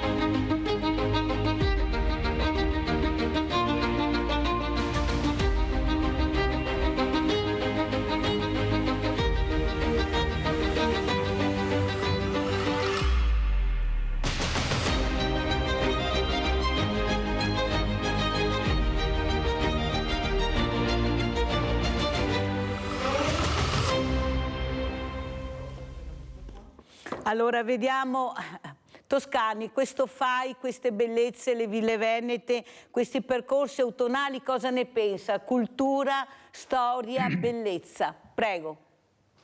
Beh, devo dire che io ho avuto rapporti diretti col FAI con la signora Crespi, Sì? che credo sia stata la fondatrice del FAI. Sì. Mi chiamava per sapere cosa si poteva fare come comunicazione. Devo dire che viveva in una delle più belle case di Milano, era un museo d'arte vivente, insomma. E gli dicevo, signora Crespi, in fondo, tutte queste ville che voi nobili e ricchi avete sono state costruite dai miei nonni, dai miei antenati, poveri lavoratori. Vi hanno costruito questa bellezza e adesso noi figli e nipoti dobbiamo continuare a mantenervela, perché voi non siete stati capaci di continuare a mantenerla. Ma io trovo che sia giusto mantenere queste bellezze perché sono patrimonio nazionale, però tante sono sempre private, appartengono alle case patrizie e nobiliari che non riescono a mantenere questo ben di Dio. Quindi il FAI è importantissimo, però secondo me non dovrebbe essere gestito in questi termini. Allora sentiamo cosa ne pensa anche l'architetto Mario Gemin, capo delegazione FAI Treviso, Fondo per l'Ambiente Italiano, delle parole che ha detto Oliviero Toscani, che mi trovo d'accordo, che bisogna conservare questo patrimonio. Ecco, questi nobili, questi patrizi avrebbero dovuto conservarlo di più e non come si fa adesso spesso quando sono passati alla politica di vendere per fare gli alberghi a 5 stelle. Io sono anni che sto dicendo che forse se all'interno di queste ville riuscissimo a capire di mettere dentro i diversamente giovani, visto che non abbiamo le strutture, i ragazzi, gli studenti, il bello e la storia dello studente, che forse verrebbero più apprezzati. Perché si fa così fatica a fare questo, architetto Gemì? Lei proviene da una storia della famiglia dove il bello, saper apprezzare, mi ricordo a Firenze quella scritta del mecenate su questa casa meravigliosa che ha scritto conserva. Ecco, ma qui la politica non riesce a conservare, la politica riesce solo a vendere, ma è un patrimonio di tutti. Chi ha il diritto di vendere una cosa così, che appartiene all'umanità? Perché la bellezza appartiene all'umanità, sì del privato, ma il privato dovrebbe conservare e lasciarlo all'umanità. Prego, architetto. Sì, è un tema molto delicato effettivamente, perché parliamo di beni inestimabili che hanno un valore al di là ovviamente del proprietario reale che gestisce questi beni, che sono beni proprio collettivi nel quale tutti ci riconosciamo e quindi sono un valore assolutamente imprescindibile. Oggi purtroppo diventa quasi un qualcosa di secondo piano, cioè il fatto stesso che una villa del Palladio sia difficile da piazzare nel mercato è veramente qualcosa di ridicolo, però purtroppo è così. Magari appunto ne abbiamo già parlato, un appartamento in centro a Cortina ha un valore maggiore di un bene inestimabile come questo. Purtroppo è cambiata la società, è cambiata la famiglia, non c'è più la famiglia patriarcale Le ville, per esempio, sono un qualcosa che oggi è veramente molto difficile da gestire. Nell'economia attuale, del vivere proprio attuale, ovviamente questo tipo di costruzioni rispondono a una società che era profondamente diversa e quindi purtroppo si trovano nuove funzioni, come la funzione alberghiera, che qualche volta riesce magari anche a inserirsi senza snaturare il bene, purtroppo molte volte no, insomma, anche perché è difficile che una barchessa possa essere trasformata in stanze o ristorante senza che vi sia alcuna manomissione molto importante. È un tema veramente molto, molto delicato, non è così facile, anche perché molto spesso noi chiediamo al privato un sacrificio che qualche volta è al di fuori delle proprie possibilità, ecco.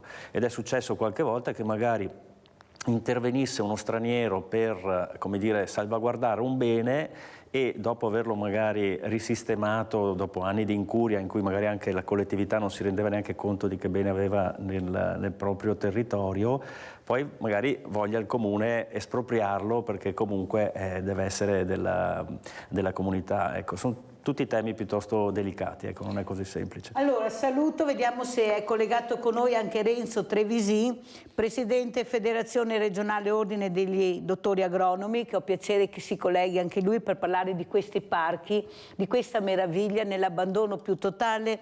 Deve ancora collegarsi, fra poco si collegherà, però architetto Gemin, è vero quello che lei dice, però io vivo a Treviso.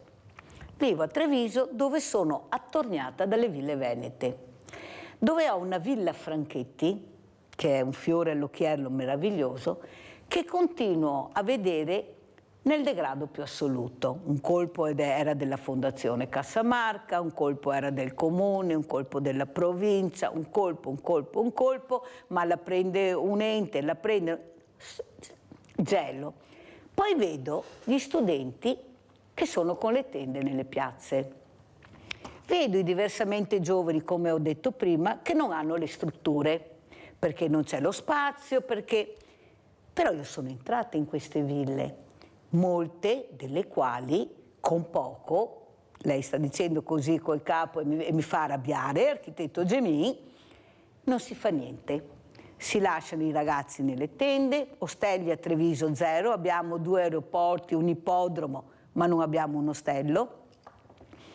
E allora cosa facciamo? Perché non si riesce a capire la bellezza assieme ai giovani, ad esempio, ai diversamente giovani, di unire le forze anche col mondo dell'associazionismo? Siamo in 7.000 nel nostro territorio, architetto, ed è come non ci fossimo, perché la privacy non ci fa arrivare la persona in difficoltà, dove vogliono mettono la privacy, dove vogliono.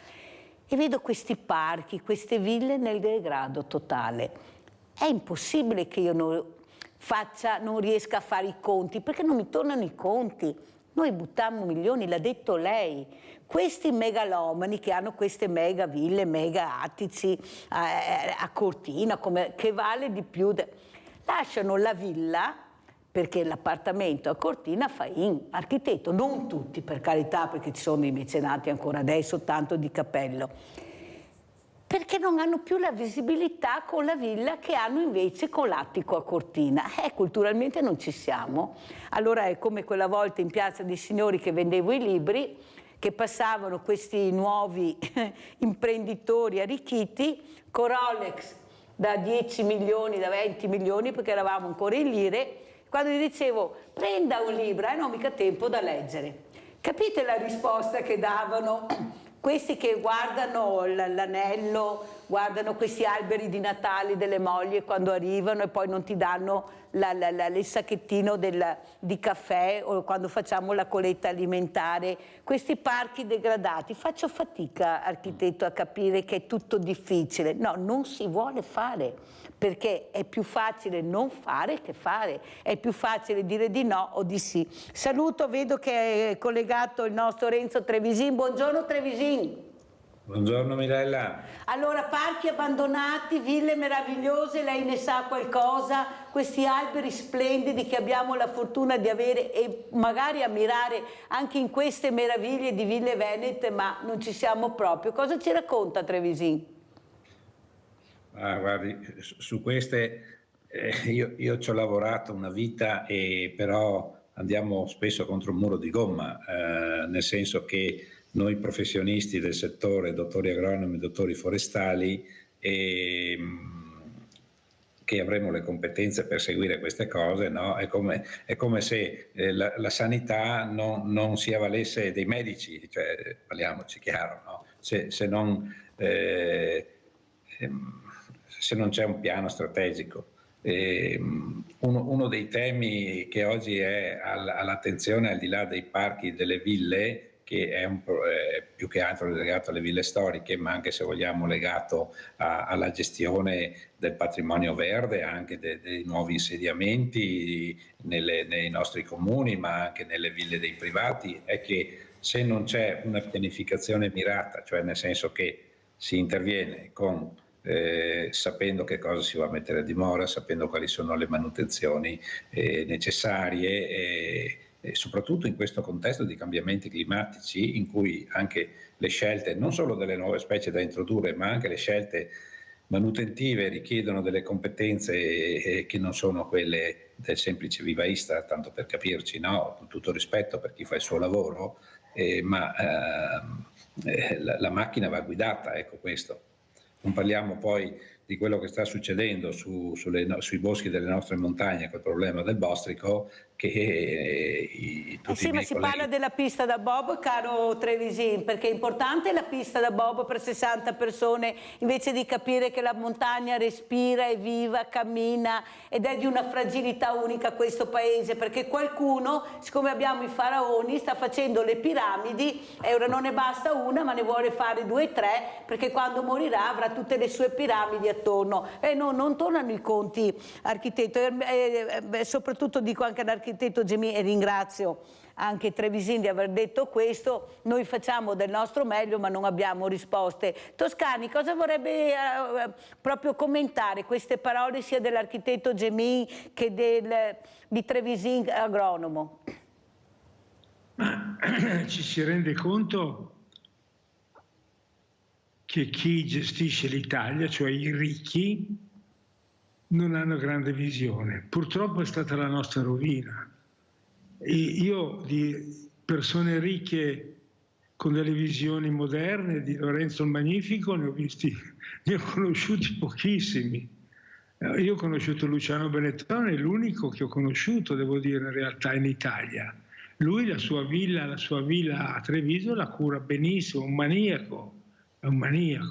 Vabbè, ma è un caso personale, perché già l'azienda non era così. Devo dire che lui è un individuo, e devo dire che i nostri padroni sono sempre stati un po' dei mentecatti, lo devo dire. Non ci hanno mai aiutato, hanno sempre fatto interesse privato. Guardate Berlusconi, cosa ha fatto Berlusconi? Le leggi a persona, mi andava benissimo. Prima di tutto era la Fininvest, poi l'Italia, poi noi, e noi a fargli il funerale di Stato. Siamo un popolo di servi, siamo comandi, padron, me diga. Allora attenzione, battendo i tacchi. E allora questa è la mentalità. Siamo sottoposti a questa dittatura di gente rozza e ignorante. Ha solamente i soldi. Architetto Gemin, come commenta?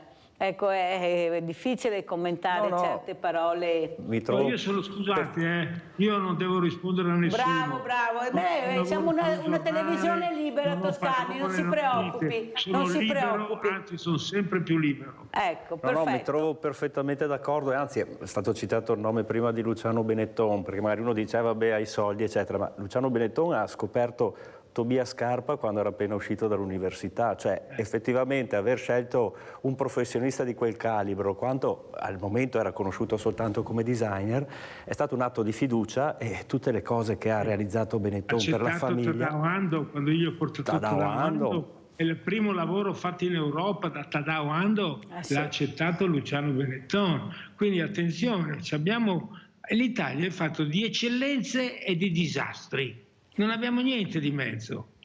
Abbiamo delle eccellenze, Saviane, Luciano Benetton e qualche altro, No, adesso fra di noi che abbiamo citato oggi, ma poi abbiamo dei disastri ignoranti. Guardate il governo che abbiamo, è vergognoso, è vergognoso. La Santanchè, avete capito? La Santanchè.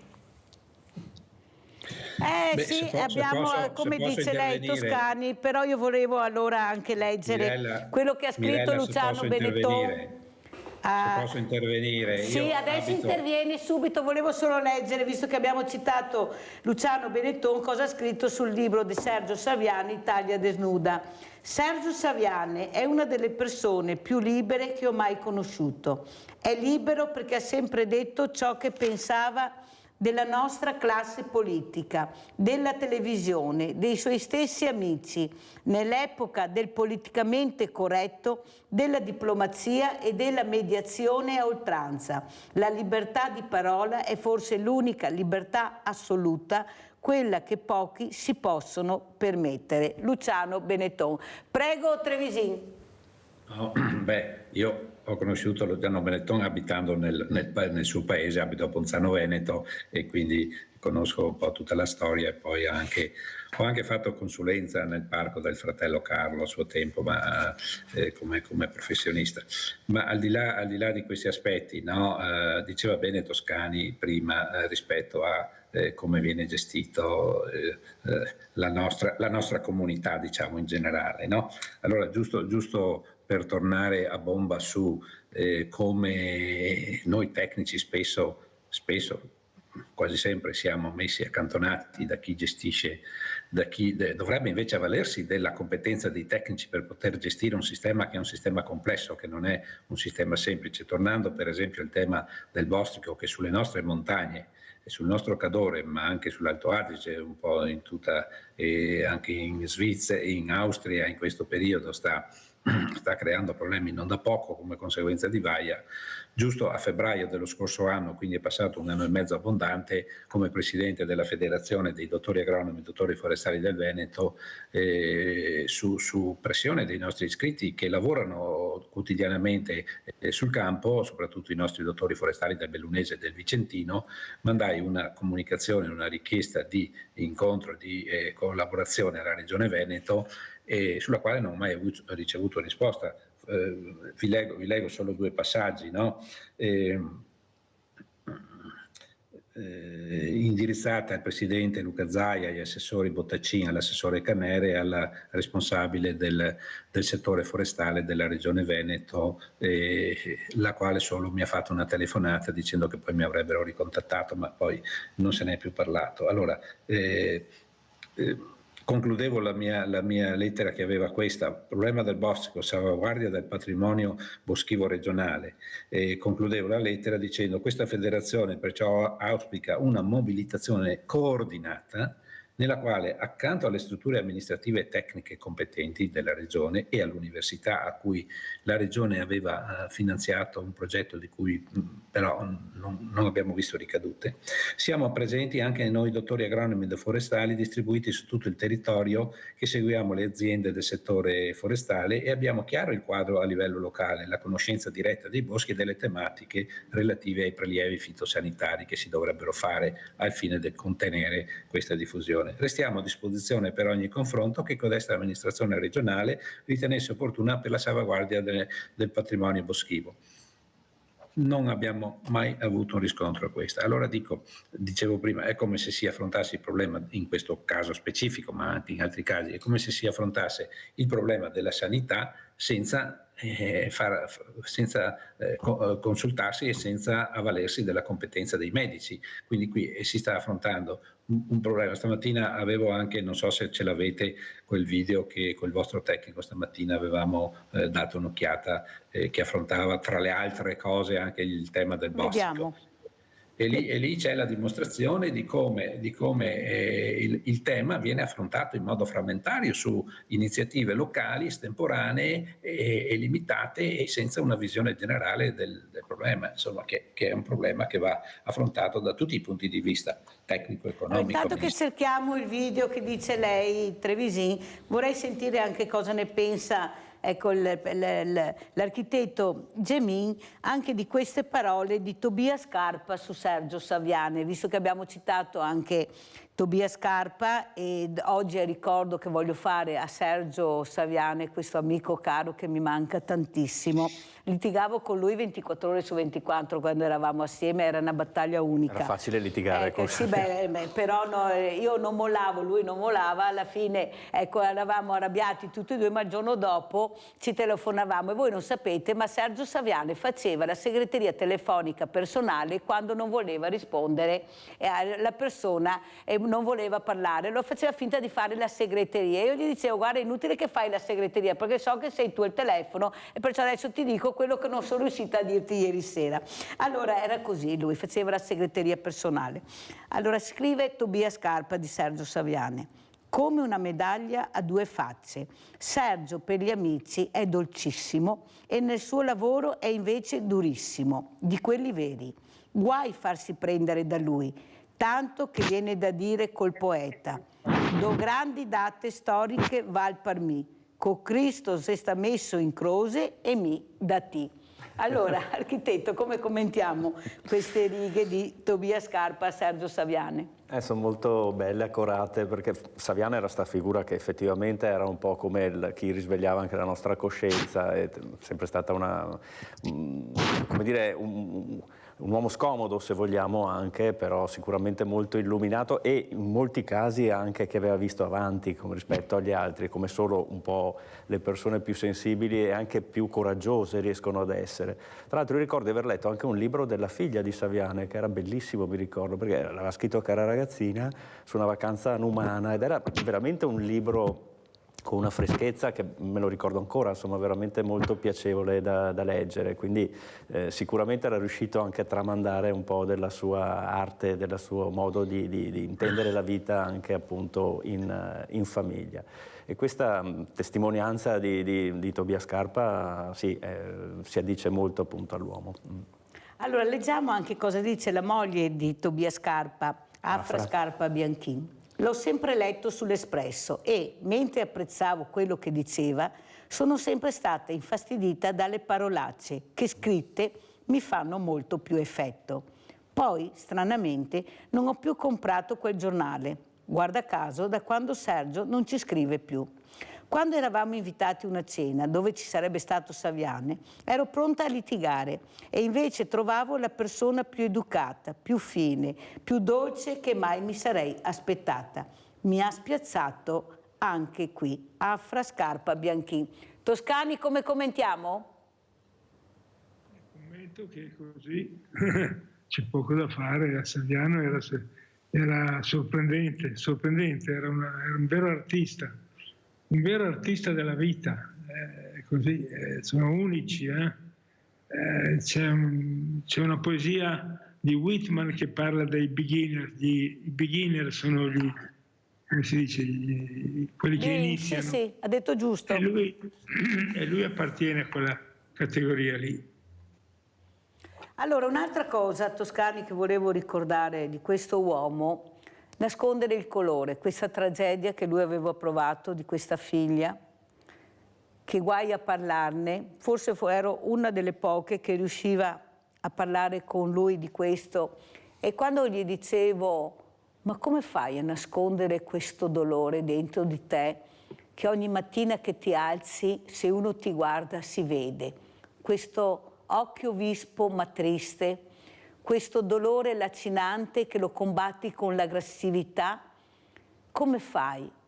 E lui mi guardava e mi diceva: perché vedo te in lei, vedo questa determinazione che hai nel portare avanti anche le mie battaglie. Io ti ho conosciuto perché tu stavi portando avanti le fragilità. Avete capito perché mi manca tanto? Perché lui si parlava esclusivamente, quando ero con lui, non eravamo mai in tanti, c'era il rettore del Brandolini, ma non più di tanti, eravamo in 3-4 al massimo, con un giornalista, Antonio Frigo, che lui diceva che era una penna magica, e riuscivamo a parlare di questo con lui, riuscivamo a grattare questo cuore ispessito, arrabbiato, di cose importanti della vita, di un padre che perde la figlia, che la trova morta e che nessuno riesce a capire la profondità di questo dolore e di questo grande amore che lo ha accompagnato per sempre nella sua vita.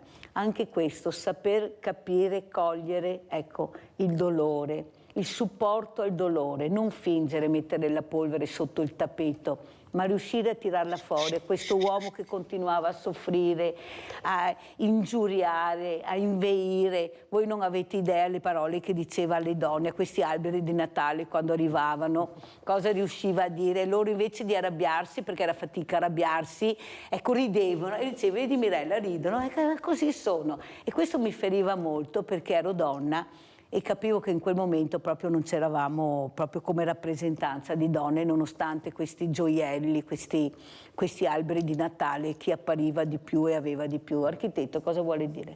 Ma la mia sensazione è che lui comunque, che era forse un uomo anche un po' sopra le righe tante volte, in questo caso invece aveva un pudore che era assolutamente straordinario, e noi oggi che un po' tendiamo a mettere in piazza tutto con i social, eccetera, da questo punto di vista invece lui sicuramente è stato una persona che ha vissuto il dolore in modo veramente molto molto intimo. È stato un dolore, ovviamente, prima parlavo appunto di questa figlia, perché si vedeva la sensibilità enorme che aveva questa ragazza e che quindi cozza molto poi con quello che è stato il suo destino, ed è stato veramente un fatto tragico, ma era lo stesso modo che in fondo aveva anche Tobia e Lafra nel loro caso personale, di aver avuto due lutti così importanti in famiglia e averli gestiti sempre nel privato, nella loro sfera personale. Io sto pensando a Sergio, se mi sta ascoltando, chissà cosa mi dirà, cosa vai a tirar fuori qui adesso? Ma io voglio ricordare anche questo Sergio, molto amato da Mirella, molto vicino. Ecco, questo uomo che forse aveva una profondità d'animo, come ne ho incontrato pochissimi nella mia vita. Toscani ha detto: ho trovato pochi imprenditori illuminati. Io dico: ho trovato pochi uomini illuminati come Sergio. Capire l'importanza, ecco, del prossimo, della persona che hai di fronte. Lui sapeva chi doveva essere rispettato e sapeva dire all'imprenditore che era un prenditore, non un imprenditore. È un'altra cosa, erano prenditori, non imprenditori. E lui aveva il coraggio di dirlo. Allora andiamo a vedere invece adesso queste foto, bellissimo questo video, Fai luoghi aperti. Andiamo a vedere e poi commentiamo.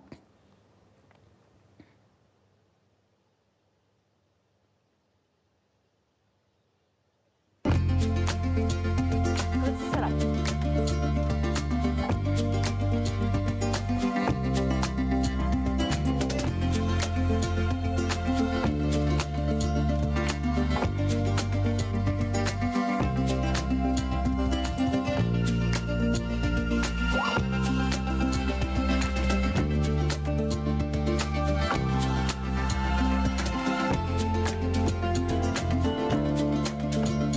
Ecco, eccole qua, giornate Fai.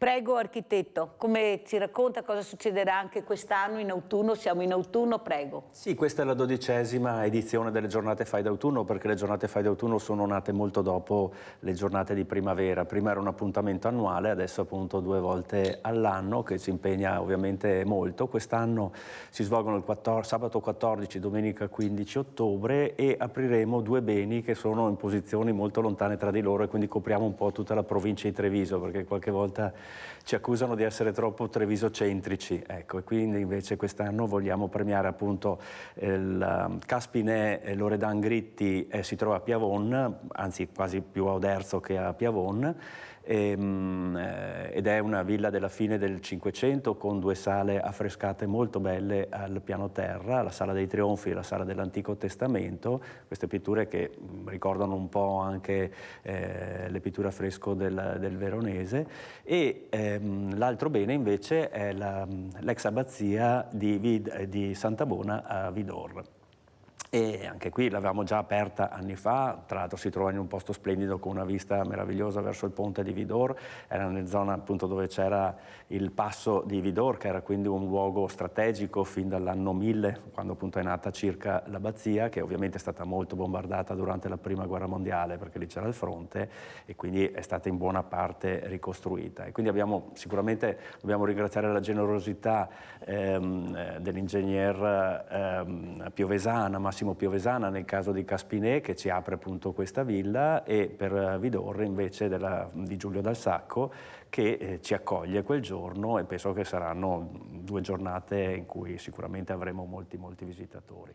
La politica e le bellezze del territorio, la promozione di queste bellezze, secondo lei, architetto Gelmini, si fa abbastanza? Oppure sono più i turisti che sanno cosa abbiamo nel territorio che noi italiani, veneti in particolare, che non sanno neanche quante ville abbiamo? Ne abbiamo più di 6.000, un numero incredibile di ville venete. Ho avuto anche il presidente delle Ville Venete, abbiamo visto delle cose meravigliose, però il giardino degli altri è sempre più verde, l'orto degli altri è sempre più curato. Perché noi non riusciamo a fare questo culturalmente, a muoverci di più, a conoscere il territorio? Cos'è che manca secondo lei, architetto? Pigrizia, non conoscenza, ignoranza? Cos'è? Un mix magari?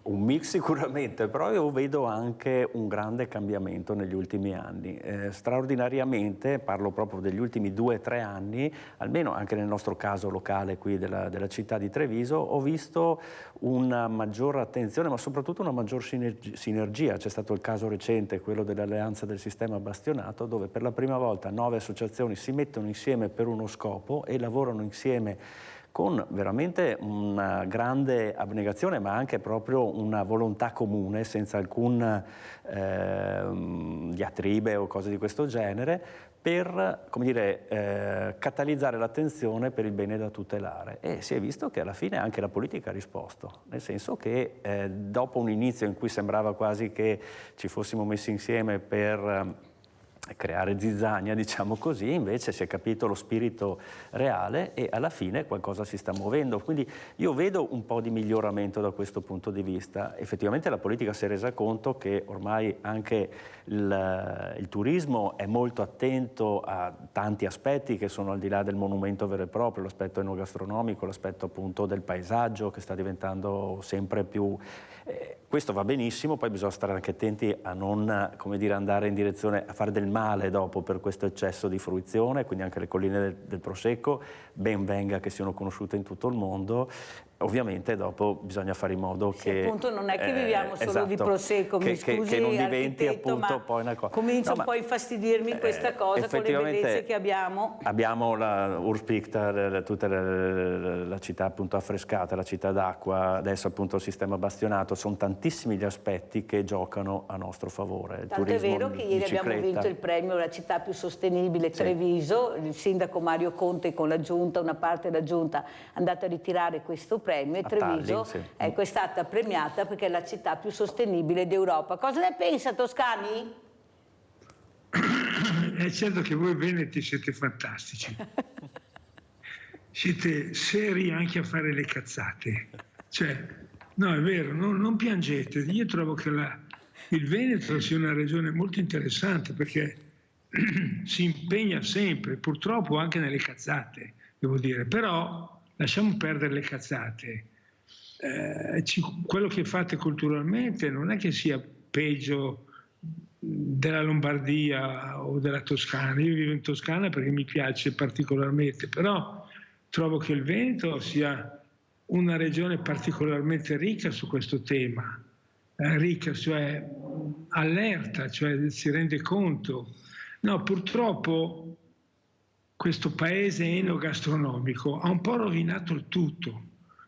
La gente viene in Italia per bere e mangiare, insomma attenzione, che ieri parlavo con quelli che vogliono rilanciare Mantova. Sapete, Mantova è una delle più belle città al mondo, provate a pensarci. Mantova ha avuto delle espressioni artistiche di eccelsa bellezza, E dice però adesso quello che funziona sono le trattorie, le mangiatoie, io le chiamo, dove la gente va perché mangia bene, beve bene, arrivano sciabattati e non gliene frega niente dell'arte, ma vengono lì come a Venezia, poi è stata veramente niente, martire, una città martire degli italiani per gli skei.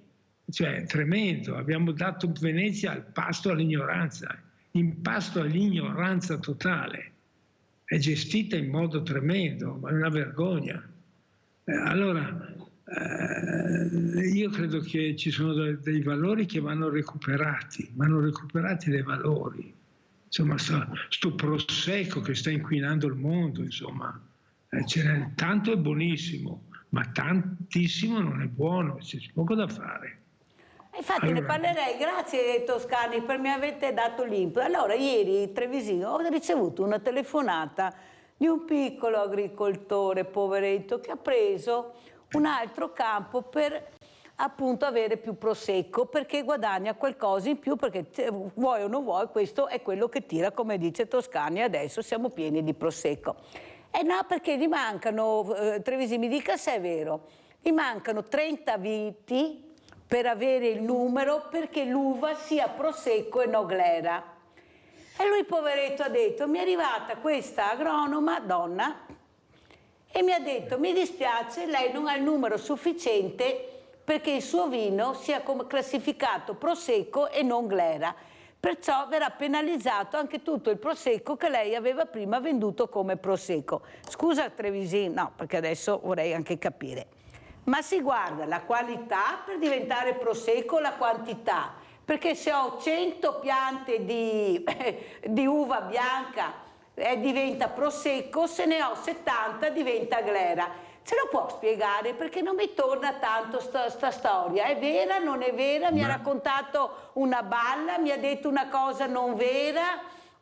Mi spiega, perché era veramente distrutto. Sto parlando di un piccolo agricoltore. Guardi, su questa cosa io direi dovremmo stendere un velo pietoso, no? Perché la diffusione del prosecco nelle zone di pianura ha creato tutta una serie di disagi agli agricoltori piccoli e anche grandi, perché ha mandato in deprezzamento le colture viticole tradizionali della pianura, che erano prevalentemente i rossi accanto ad alcuni bianchi, no? E quindi c'è questa lotta fra glera e prosecco, poi mi fermo qua perché le normative regionali che hanno portato a questo sono frutto della nostra politica regionale e si commentano da sole, insomma. No, ma tornando al ma è vera allora sta storia che in base alla quantità è prosecco e glera, no? Trevisini me lo dica perché io ho bisogno di saperlo. Dipende anche dalla zona, dal periodo di impianto, ci sono tutta una serie di parametri che non è così semplicistico, no, da affrontare, perché dipende anche dalla zona, se è una zona DOC, se è una zona di OCG, da quando è stato piantato, se rispetta gli standard di produzione del DOC, degli OCG, cioè se non supera un certo quintalato per ettaro, allora ha il diritto di essere etichettato. Ma può fare ricorso, può diventare prosecco al posto di glera? Può diventare se ne ha i requisiti di ubicazione territoriali, può diventare se ne ha acquisito i diritti di impianto, può diventarlo, sì. Ecco. C'è una speranza, dai, diciamo così, perché sì, veramente mi faceva pena. La speranza è l'ultima a morire, no? La speranza è l'ultima a morire, no? Ma volevo fare una piccola considerazione sulla nostra città che è stata, di Treviso, che è stata premiata, no? Allora, stavo leggendo prima un piccolo passaggio su un quotidiano che diceva praticamente il paradosso di Treviso, aveva come titolo tra le più inquinate d'Italia ma città verde per l'Unione Europea, no? Allora anche qui di che cosa stiamo parlando, cioè di quali parametri andiamo a parlare? Vi do solo un'indicazione che secondo me l'ambiente va sempre vissuto nella sua complessità, cioè qui noi tendiamo a semplificare un sistema che è complesso e quindi vengono prelevati alcuni parametri che portano in una direzione e altri ne portano in un'altra. Città di Treviso ha come fonte di approvvigionamento idrico i pozzi dell'acquedotto che stanno a sud del comune di Ponzano, dove c'è la più grande cava in falda di tutta la regione Veneto e che la regione Veneto non più tardi di un anno fa ha autorizzato di nuovo in escavazione in falda. Allora dico, ma di che ambiente stiamo parlando? Di che tutela, di che prevenzione? Allora noi viviamo in un contesto in cui siamo sempre costretti a rincorrere i disastri, cioè parliamo di protezione civile. Ne parlavo l'anno scorso in un incontro con l'assessore regionale Bottaccino, ho detto, ma assessore, e prevenzione quando la facciamo? Cioè noi, dice, io sono costretto a rincorrere i disastri e quindi non ho il tempo per fare la prevenzione. Sto parlando del dissesto idrogeologico, delle nostre montagne, di tutti i temi ambientali. E allora bisogna che la politica intervenga su queste cose, ma intervenga a ragion veduta, cioè avvalendosi di chi ha le competenze per affrontare i problemi, non sulla base del consenso, perché altrimenti non usciamo. Ma il percorso purtroppo, il sistema è questo, purtroppo è questo. Allora, Toscani, ormai siamo in chiusura, se ci fosse qui Sergio Saviane, cosa le direbbe? Ecco, cos'è che secondo lei farebbe piacere, diciamo così, a Sergio sentire le parole di Toscani? Quali parole avrebbe piacere, Sergio, di sentire da lei, Toscani? Veniva spesso qui a casa mia in Toscana e impressionava mia moglie perché arrivava con la sua automobile, c'era sulle lenzuola, le uova sode, lui viveva, è come uno zingaro, un po' in modo indipendente anche fisicamente, era fantastico, cioè aveva questa strana voglia di essere indipendente da tutto. Sergio era veramente un amico di famiglia, dei miei figli, della mia moglie, mio, e del territorio. Mi piaceva venire qui in Toscana a casa mia. Vabbè, gli direi, ma Sergio, allora, ormai abbiamo un'età, dovremmo a questo punto fare, sai cosa? Abbiamo 80 anni, pigliare un mitra e facciamo il partito della banda armata. Andiamo in Parlamento col mitra, senza neanche avere i proiettili. Arriviamo lì noi ottantenni, dice basta, che ci avete rotto i coglioni, capito? Col mitra in mano. Cosa succederebbe? Ecco cosa. Mi manca Saviano per fare questo. Grazie, grazie Oliviero Toscani. Allora io a Sergio dedico queste parole di Indro Montanelli, che scriveva: Saviane è la mia scorciatoia al paradiso. Quando il grande giudice mi chiamerà a render conto dei miei peccati, gli dirò: non vuoi, Signore, perdonare, ma che ho trascorso la vita a perdonare Saviane? Io che l'ho perdonato. E il Signore mi perdonerà, e poi perdonerà anche Saviane, il più candido e disarmante dei peccatori. Voi, cari professori di mezza Italia, non volete più leggerlo dopo il suo corsivo su Telecabul. Saviane è un matto fatto così. Se lo conosceste, vi accorgereste che, come pasta umana, più importante di qualsiasi ideologia, è fatto meglio di molti saggi. Indro Montanelli. Ciao Sergio, ti vogliamo bene, ti ricordiamo, oggi ho voluto ricordarti perché te lo meriti tutto e ci manchi tanto. Ciao Sergio. Grazie Oliviero Toscani. Architetto Gemin, come ci saluta?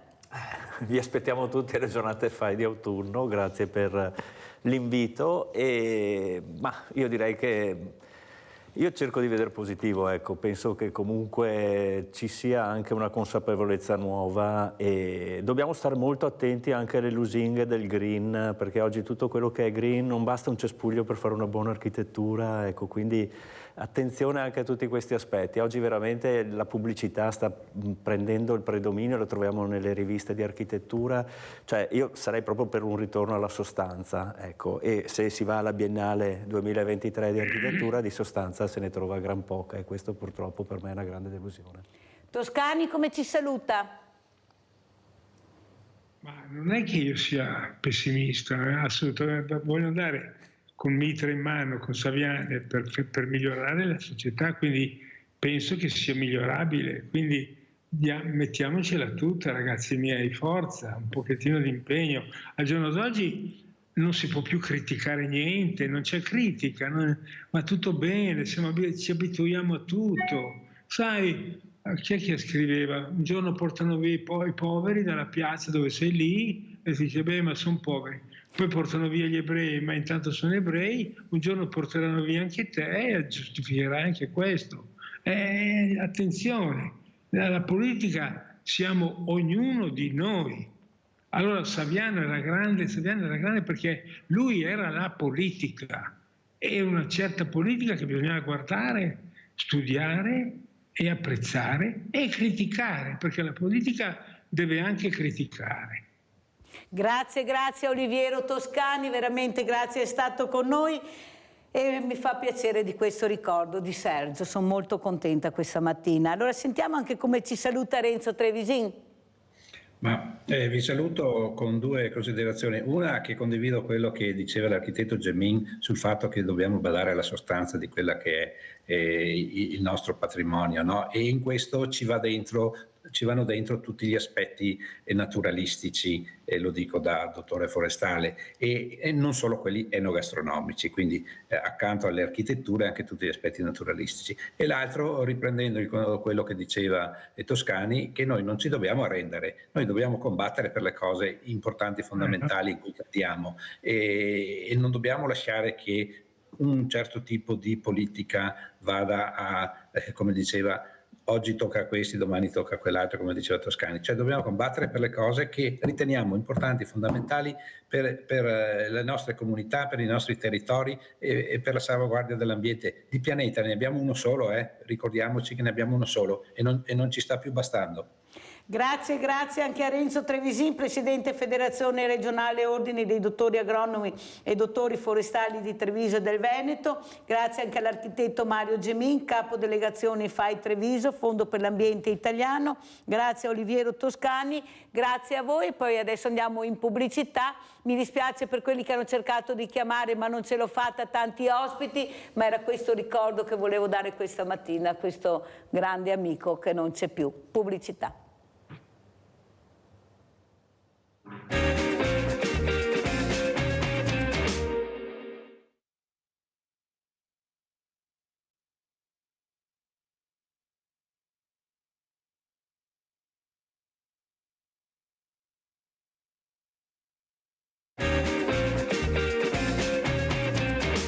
E abbiamo un altro gradito ospite, abbiamo un consulente commerciale di Belluno, Ivan Cavaletta, che ho conosciuto tanti anni fa, che lui è nato anche facendo televisione, perché bisogna dirlo. Per tanti anni. Per tanti anni. Ecco, come la vedi oggi la televisione? Come vedi questo panorama? Ma io lo vedo in mezzo a tutto quello che è cambiato. Il mondo è cambiato, no? Il mondo non è più quello di prima, il mondo è diventato un'altra cosa, nel bene e nel male. E sul male ci sarebbe da discutere molto e soprattutto lavorare molto sui giovani. La televisione ha fatto gli stessi passi sostanzialmente, no? È partita da ed è diventata quello che è diventata oggi. Io l'apprezzo molto, non perché io sono un operatore televisivo anche, ma soprattutto l'apprezzo molto perché riesce a trasmettere delle cose oggi che diversamente non avremo la possibilità minimamente di poterle nemmeno valutare. Questo secondo il mio punto di vista. Poi ci sono delle cose su cui c'è molto da dire e da discutere, chiaramente. E i giovani, come vedi questi giovani? Io sono partita all'inizio della puntata col dottor Andrea Eri, direttore generale del Teatro La Fenice, poi ho avuto la professoressa Rosanna Scalia che ha vinto anche questo premio importante Ambassador. Ma chi sono questi giovani? Come li vedi dal tuo osservatorio? Li vedo molto diversi da quello che eravamo noi, no? Da quello che eravamo noi quando eravamo leggermente meno giovani di adesso. E sostanzialmente forse noi abbiamo concesso qualcosa in più di quello che era giusto concedere ai giovani. I giovani oggi non hanno, vedo poco senso di responsabilità, vedo poco senso di voglia di crescere e di maturare in modo corretto, non perché sia un modo scorretto il resto, ognuno poi vive il suo, noi abbiamo vissuto il nostro, loro vivono il loro, però sicuramente oggi c'è questa voglia di correre, di arrivare subito, di fare i soldi, questo concetto del denaro che è messo al primo posto, senza capire che il denaro invece è una conseguenza, no? È una conseguenza di quello che tu fai, di come tu ti comporti, di come tu reagisci, di come tu ti impegni nella vita. Ecco, io credo che ci sia molto da fare, io credo che tutto debba partire dalla scuola. Secondo me manca l'insegnamento globale. Oggi tu parli con un laureato in medicina ed è fantastico, fantastico, ma se gli dici come si fa, che cos'è un 7:30, lui dice sì, sono le 7:30 di mattino o di sera, non ho ben capito. Sentiamo e allora salutiamo anche Adalberto Bordin, sindaco di Montebelluna, primo mandato Lega. Buongiorno sindaco, grazie di essere qui. Buongiorno sindaco. Buongiorno a tutti, grazie a voi. Allora, dopo aver sentito quello che ha detto Iva Cavalletta sui giovani, io volevo anche capire dal suo punto di vista, visto che lei sta spendendo molte energie per cercare di dare delle risposte al territorio, proprio ai giovani, organizzando delle attività veramente importanti, con mondo del volontariato, che Montebelluna non è seconda di sicuro a nessuno. Però Oliviero Toscani diceva una cosa che io condivido. Diceva, e lo dico anche a Iva Cavalletta, abbiamo questi ragazzi, però gli facciamo troppi sgambetti. Li facciamo troppi sgambetti e poi questi ragazzi cadono e molti, magari, io non sono convinta, molti, pochi a mio avviso, non l'ha detto Toscani ma lo dico io, fanno fatica a rialzarsi, ma è proprio quelli che dobbiamo andare a prendere, quelli che fanno fatica a rialzarsi, quelli che non lo fanno per tanti motivi a noi sconosciuti. Prego sindaco. Allora, guardi, io sono assolutamente d'accordo con lei perché noi come amministrazione, parlano i fatti, non è alcun tipo di campagna elettorale, coinvolgiamo i giovani veramente a tutti i livelli. In questo momento in diretta si sta svolgendo in auditorium della biblioteca il Festival di Sport e Cultura che è dedicato alle persone over 60 e ai giovani, quindi tanto per fare un esempio proprio immediato. La nostra riflessione è la seguente, se possiamo usare un termine dialettale, boni tutti, quello di far interagire e responsabilizzare i giovani che sono bravissimi. Bisogna avere la capacità, e ovviamente stiamo tentando di capire in che modo intervenire, proprio per intercettare invece i ragazzi che non vogliono essere intercettati. Abbiamo messo sul piatto 116.000 euro per le politiche giovanili nei prossimi 3 anni, abbiamo fatto un'indagine affidata a una cooperativa proprio per capire quali sono le problematiche dei giovani. Io credo che sicuramente la scuola serve, ma prima di tutto serve la presenza delle famiglie. Fare il genitore è un lavoro che non si impara sui libri, è un lavoro che ti occupa tutta la vita, è il lavoro più importante che possa esistere. Credo che tante volte, parlando di quella nicchia di ragazzi che poi magari insomma, sono quelli che possono avere qualche problema, può capitare che sia anche l'assenza delle famiglie. Mi permetto anche di fare un'altra riflessione. Viviamo anche, questa è la mia umile opinione, in una società tale per cui adesso il primo ragazzo che accende il motorino crea degrado.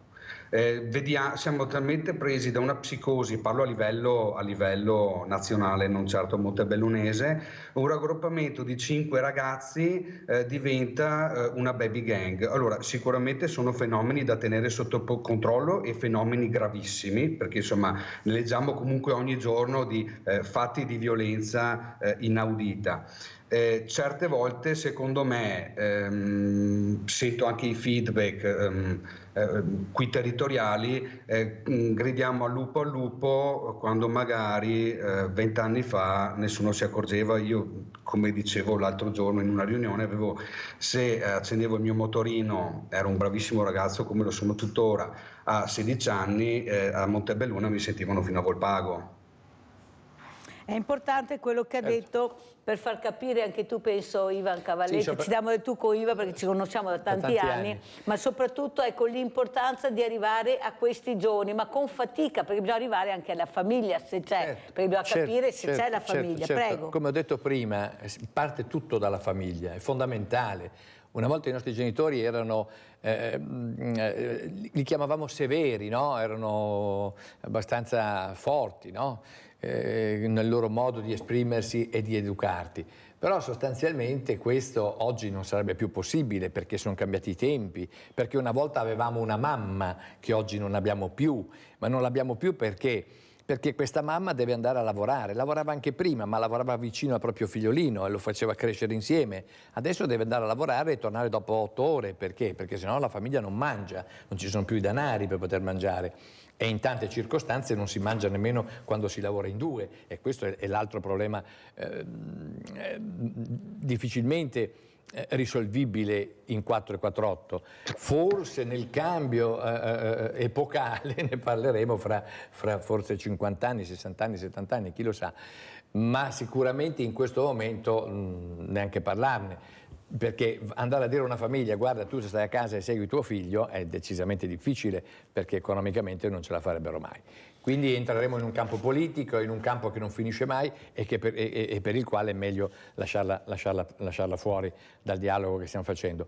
Sono fermamente convinto invece che bisogna lavorare laddove ci sono i ragazzi, laddove ci sono, già da bambini crescono in quel modo, e lavorare su quelli che sono quelle persone che un domani saranno delle persone considerate male, come quando io ero all'Accademia Militare, bastava che un militare facesse qualcosa di storto e si diceva i militari hanno fatto qualcosa di storto. Non era vero, era un militare che ha fatto qualcosa di storto, gli altri non c'entravano assolutamente nulla. E qui siamo un po' alla stessa identica situazione, solo con un moltiplicatore più elevato, su questo non ci sono dubbi. Allora, scriveva Sergio Saviani su questo libro Italia desnuda del 1997, le pensioni miliardarie. Qui poi chiederò cosa ne pensa di questo commento di Sergio su questo libro.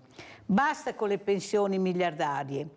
Presidente, era ora, e si rivolgeva a Scalfaro, se lo dice lui che alla fine del mandato avrà una quindicina di milioni netti al mese, lo prendiamo in parola. Per il momento, anche per finirla con questa interminabile sceneggiata sulle pensioni d'oro e le pensioni di fame, perché non si comincia a decurtare l'assegno di oltre 15 milioni mensili agli attuali 2.310 pensionati d'oro e poi alle migliaia e migliaia di fortunati con assegno subito sotto ai 15 milioni? 12, 10, 9 o 5 mensili nell'ordine, tutti i deputati e senatori, gli alti funzionari ministeriali, i boiardi di Stato, i notai, i magistrati, i giornalisti, i piloti, i dirigenti d'azienda e via andando. Ha dichiarato Pippat della Stampa, l'economista di Forza Italia, Porca Italia, Antonio Marzano. Se molti professionisti hanno versato i contributi per tanti anni, sarebbe ingiusto non riconoscergli la pensione. Giusto? È il sistema, il mercato del lavoro, secondo i meriti o le capacità di ogni cittadino, che decide le paghe tramite le leggi del Parlamento. Ingiuste sono le paghe troppo alte e quelle troppo basse. Il problema è tutto qui. Ma su questo argomento zitti e mosche, per non parlare delle scandalose e vertiginose paghe agli ingordi pagliacci volanti e semoventi. Cosa ne pensa Bordin? Lei è sindaco, conduce una zona importante, Montebelluna, un paese molto importante, grande, fatto di tanti imprenditori, anche di qualche imprenditore magari non si sa. Cosa ci racconta e come commenta le parole di Sergio Saviani? Allora, io parto dal presupposto che Montebelluna, l'amministrazione montebellunese, è composta ovviamente da assessori e soprattutto da consiglieri comunali, i quali, a proposito, parliamo di pensioni, ma siccome ho sentito un po' la riflessione di Saviani, spaziava da politici a manager, eccetera, eccetera, Diciamo che, allora, come in tutte le città, vi faccio questo esempio: un consigliere comunale, quando va in consiglio comunale, vota e si assume la responsabilità amministrativa e civile della propria votazione, oltre al fatto che svolge un lavoro di attività amministrativa che raramente si vede all'esterno, nel senso che dedica parte del suo tempo, quotidiano o meno, a provare a risolvere i problemi della gente, perché in amministrazione, lo sanno tutti i sindaci, lo sanno tutti i consiglieri comunali, lo sanno tutti gli assessori, il baluardo principale è l'amministrazione comunale. Il cittadino vede il sindaco, vede il consigliere, vede l'assessore. In questo paese il consigliere comunale percepisce 30 euro lordi a seduta, cioè significa per ogni commissione consiliare o per ogni consiglio comunale percepisce 30 euro lordi. Quindi sicuramente esiste una discrepanza anche a livello politico sui vari compensi, quindi non sto parlando in questo momento di pensioni. C'è anche da dire che immagino che la ratio della norma, che è leggermente datata, derivi, quindi sia datata possibilmente anche obsoleta, derivi dal fatto che qualche tempo fa, tanti anni fa, chi si recava a Roma a svolgere il proprio ruolo di legislatore erano fondamentalmente dei professionisti o comunque dei benestanti, i quali dovevano assetarsi dal proprio lavoro, quindi lo Stato, immagino dico, non sto sposando questa tesi, provo a usare la logica, lo Stato si sentisse in un certo senso in dovere di garantire lo stesso tenore di vita, diciamolo così. Ovviamente il tempo passa, il mondo cambia, ne abbiamo parlato prima, il mondo cambia anche per quanto riguarda i giovani, era una riflessione che stavamo facendo poco fa. Io non ho dei dati precisi sui quali riflettere, quindi vorrei evitare di dire delle cose fuorvianti per fare il populista di turno. Sicuramente, soprattutto nel corso degli anni, ci sono stati degli sperperi da un punto di vista economico non riguardanti semplicemente le pensioni, che poi hanno condotto comunque lo Stato ad una situazione debitoria importante. Sicuramente io vi dico solo quello, io porto sempre l'esempio personale. Mia nonna, che è vivente, grazie a Dio, ha 94 anni e quando ero piccolo mi diceva: sai, io ho lavorato 30 anni nella mia vita, poi ero anche bambino, che era una quantità enorme di tempo. Adesso hai lavorato 30 anni, praticamente hai appena finito il praticantato e ti stai accingendo a diventare un lavoratore quasi esperto, quindi dovremmo forse capire quando dovremmo andare in pensione, perché oltre a enorme quantità di persone che hanno una pensione troppo bassa e ne avrà ancora meno in futuro, bisognerà capire se riusciranno mai ad andare in pensione. Sentiamo come commenta Ivan Cavalletti le parole del sindaco Bordin. Ma sono molto d'accordo su quello che ha detto sindaco. È fuori dubbio che quando tu hai una macchina rotta, disfatta, perché qualcuno ha fatto un incidente al posto tuo e te la dà indietro, non puoi pretendere che vada subito, devi prenderla, te la devi mettere in carrozzeria, la devi portare dal meccanico, devi cambiare le gomme e la devi ristrutturare per poi poter tornare a correre come prima. Quindi ci troviamo in questa situazione, quindi parlare oggi di aumentare tanto le pensioni, piuttosto che no, piuttosto che sì, eccetera, eccetera, sono tante parole che partono probabilmente anche da una grande buona volontà, poi però ci vogliono i danari e se i danari non ci sono, ecco che bisogna trovare laddove andare a prenderli. Il discorso dei tanti danari che prendono le persone che sono a Roma piuttosto che quelli che non prendono nel caso vostro a Montebelluna, è evidente che è dato da uno Stato che si porta avanti dai tempi dei tempi, perché parliamo io poi esco da una famiglia abbastanza politica, tu sai, e quindi parliamo di 60-70 anni fa, no? Forse anche, e quindi praticamente è evidente che quello che lei ha detto prima è giusto, cioè se io faccio l'avvocato e quindi ho studiato e ho le competenze per fare l'avvocato, è altrettanto evidente che se faccio questo lo faccio in ragione e in funzione anche poi al fine di avere un risultato economico. Se tu mi porti a Roma a fare il ministro, quantomeno dammi gli stessi soldini. Questo è stato il principio su cui è partito allora il concetto economico del professionista politico.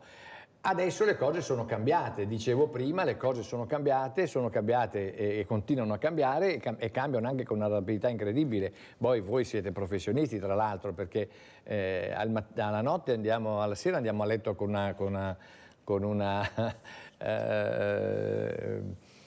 una legge e poi durante la notte immediatamente qualcuno le cambia e la mattina dopo ne troviamo un'altra. Ma questo, vabbè, ormai ci siamo abituati, non ci crea un grosso problema.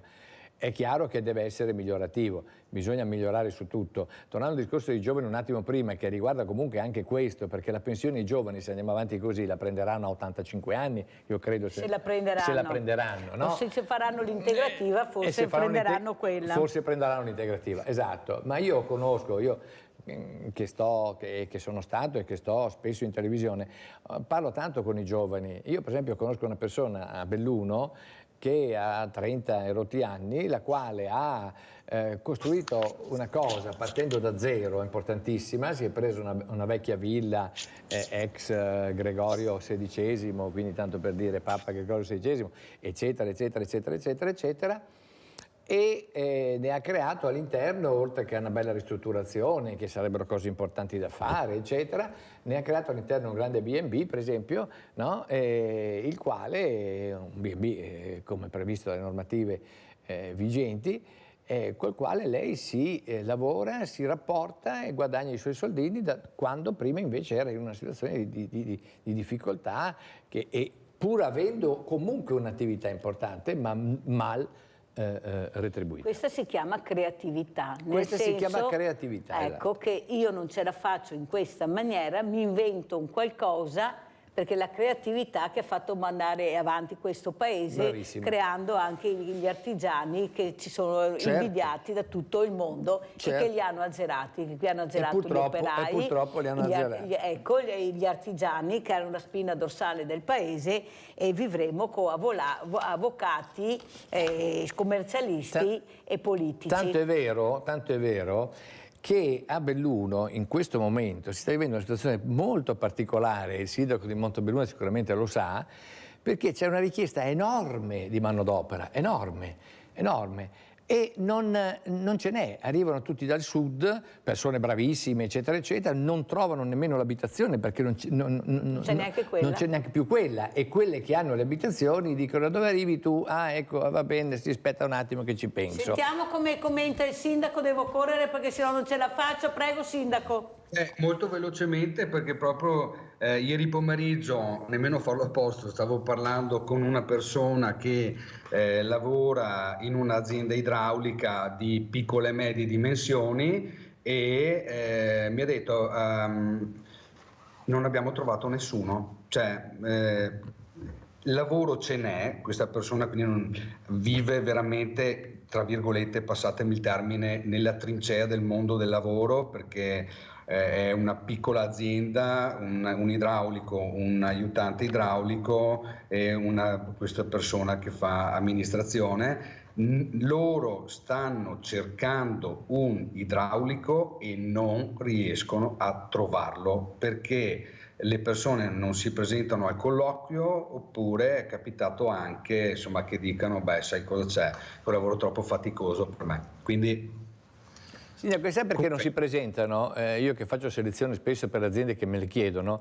sai perché non si presentano? Non si presentano per il semplicissimo motivo che ti dicono a 53, 54, 55 anni: guarda, è morto papà, c'è un cambio generazionale chiaramente, no? È morto papà, è morto mamma, mi è rimasta la casa, la villa, casa loro, la vigna, il terreno, la stalla, e più ho trovato sotto il materasso altri 400.000 euro. Dice: ho già 35 anni di marchette, aspetto la pensione e non vado a lavorare. spiegare. Tutto sommato non ha torto se la vediamo sotto questo aspetto economico, però chiaramente questo crea un enorme problema nel sistema.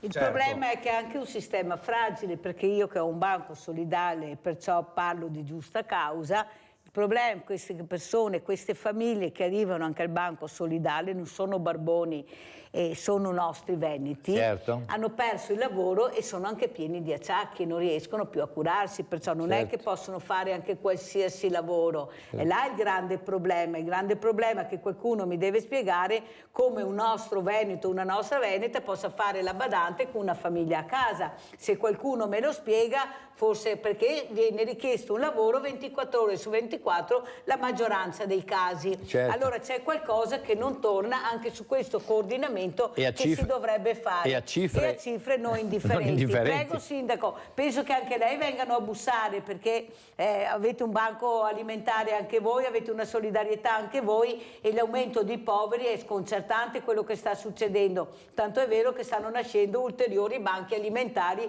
e non è di sicuro un fiore o l'occhiello, un vanto vedere nascere i banchi alimentari. Ma è un vanto mi scusi Sindaco, è un vanto sicuramente per chi come Mirella lo creò all'epoca, eccetera, eccetera, e tuttora è in funzione e ha dato tanto. Io ho avuto all'epoca il piacere di conoscerla in quella situazione, di essere, insomma, siamo stati partners, mettiamoci in questo modo, tanto per, e le posso assicurare che è meraviglioso questo. È chiaro che è indice di un problema che non va bene, che è radicato e che deve essere risolto, perché non è sempre il mondo del volontariato che deve mettere le pezze dove la politica non arriva. Indubbiamente sì. Prego Sindaco.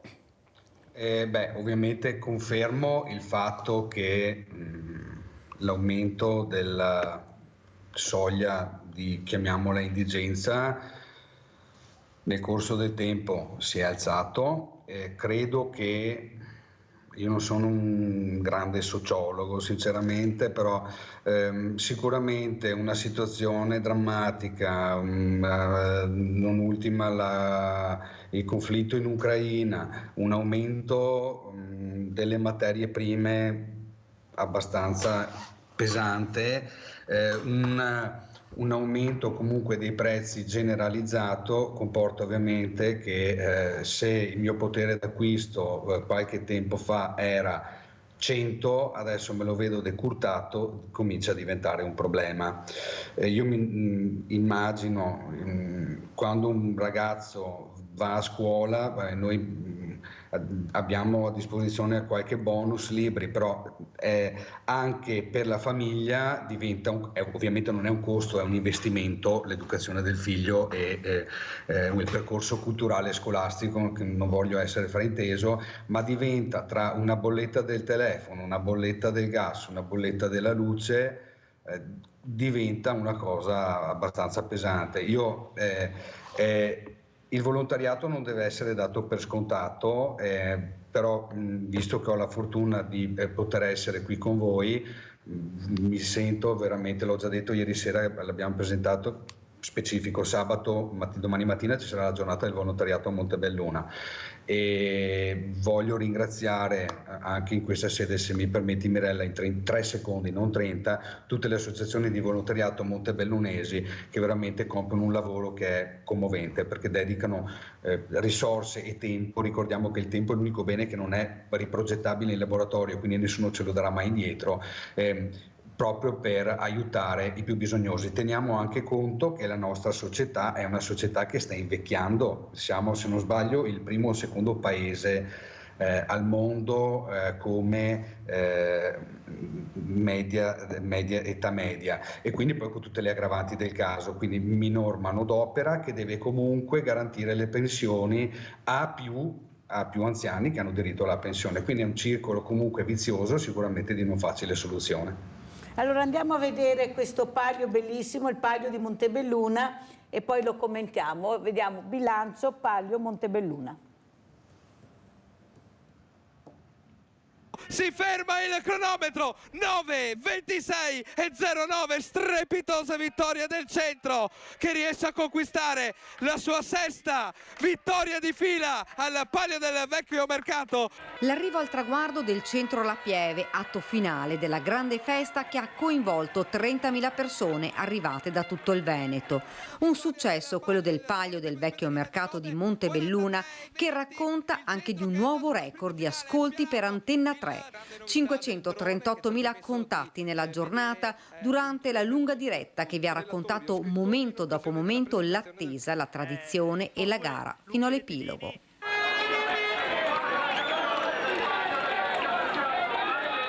Abbiamo fame di vittoria, vogliamo vincere tutto e questo che ci spinge ad andare avanti. E i ragazzi che ho sono tutti atleti, sono tutti professionisti, perché sono abituati a far fatica e a arrivare all'obiettivo sempre e comunque nel limite del possibile, chiaramente. Una Montebelluna che ha festeggiato la 33esima edizione di una manifestazione sempre più seguita tra storia, tradizione e l'evento clou della competizione sportiva. Ci tengo a dire però che in generale il Palio ha alzato il livello, tante squadre hanno fatto molto meglio dell'anno scorso, a dimostrazione dello spirito di allenamento, dell'impegno, della grande passione che anima questi ragazzi e queste ragazze. Questo per noi è forse la cosa più importante di tutte. La gara è stata preceduta dalla sfilata storica che per il secondo anno è scesa dal Colle al Piano e fra le centinaia di figuranti si è visto nelle ricostruzioni delle varie squadre uno spaccato della vita di Montebelluna tra la fine 800 e inizio 900. Ecco allora parroco e chierichetti, suore e allievi in grembiulino e vistosi fiocchi, i sarti al lavoro, le donne con l'ombrellino. È stata un'edizione veramente di carattere straordinaria, come l'era stata anche l'anno scorso. Uscivamo da un periodo di Covid, quindi vedere che comunque c'è una forte affluenza, questo non può che rendere il cuore pieno di gioia.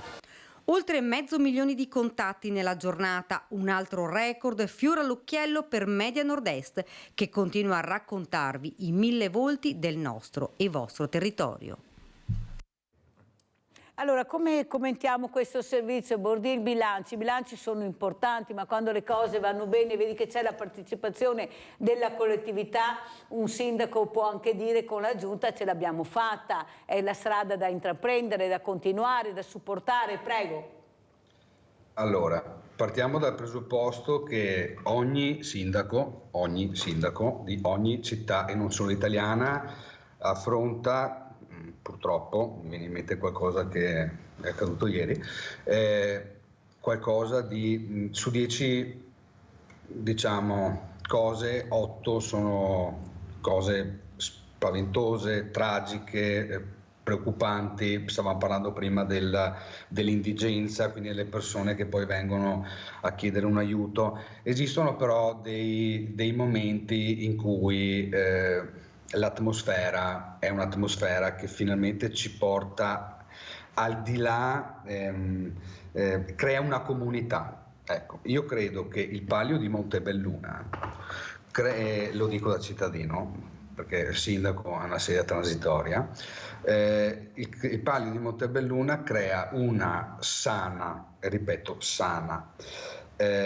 atmosfera veramente di sorriso nei cuori dei montebellunesi, sorriso di cui come esseri umani ne abbiamo decisamente bisogno. Aggiungo poi che con la precedente amministrazione di cui ho fatto parte abbiamo portato avanti la pedonalizzazione del centro, questo ovviamente non ha che agevolato questa manifestazione. Perciò che si rende soddisfatto, devo correre sindaco, se no non ce la faccio. Abbiamo anche da vedere questo video Antica Villa Sofì e salutiamo anche Iva Cavalletta, andiamo a vedere il video e poi salutiamo.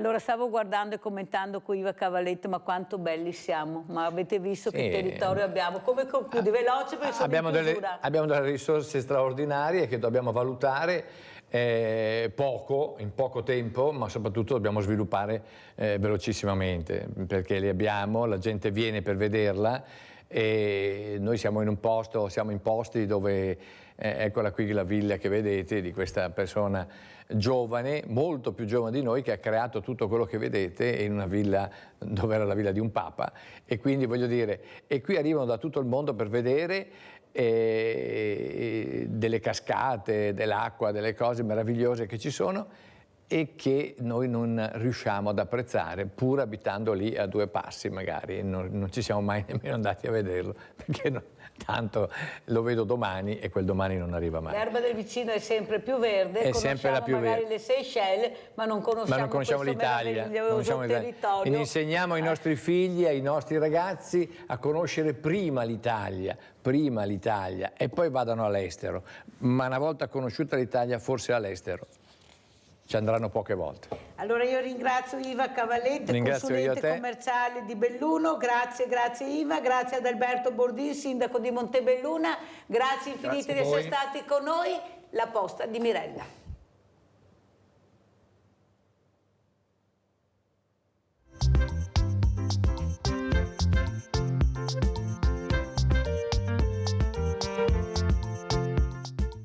No problem.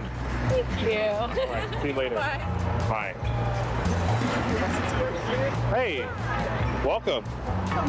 That's New York. Oh, I appreciate that. Thank you. Would you like to sing a song? Yeah, I will. Great. What song would you like to sing? Amazing Grace. Check. Okay, perfect.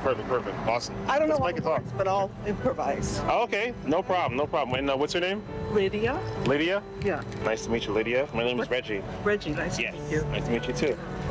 Awesome. And where you from, Lydia? New York City. Hey. Brooklyn, New York originally. And I lived in Rome, Italy also, because I was married to an Italian, to a Roman, and my son was born there. Wow. So did you learn Italian? Did you already know Italian? No, I didn't know Italian, but I knew Spanish because I'm Puerto Rican and that was my first language. Oh, Boricua. Boricua, ¿tú eres Boricua también? No. Oh. Estoy aprendiendo español. Wow. Yeah. Muy bien. Gracias. Tienes un acento precioso. Gracias. Sí, wow, good for you. Where are you learning Spanish? You know, I went to Colombia twice, so it helps to go to a place where nobody speaks English. Like, it's pretty rare. I know. It's rare there for people to speak English. In Puerto Rico, a lot of people speak English. I know. But in Colombia, a lot. Yeah, but in Colombia it's different. So, but you moved back to New York after Italy. Right. And here we are singing some. And here we are, some amazing Grace. Yes. But maybe without the words. Well, I have words here. Oh, okay. If I can see. Oh, okay. Okay. Oh my goodness. Yeah. Would you like to grab the mic? Sure. There we go. Yes. Awesome. Have you sung this song live before, like on stage or something? I sang it with a group of actors that I was working with, but this is quite a while ago. Ah. Were you in movies or you I was in movies as an extra. That's so cool. In Italy. Ah. Wow. Wow. But all of that hasn't been for a while now. You know. Well, remind me of your name again. Reggie. Reggie. Yes. Okay. All right. Let's do it. Yeah. Amazing grace, how sweet the sound that saved a wretch like me.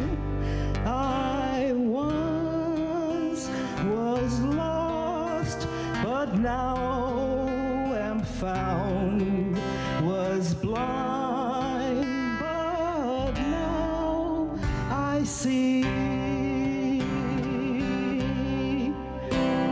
When we've been there 10,000 years, bright shining as the sun, we've no less days to sing God's praise than when we first begun. Amazing sweet the sound that saved a wretch like me. I once was lost, but now am found, was blind, but now I see.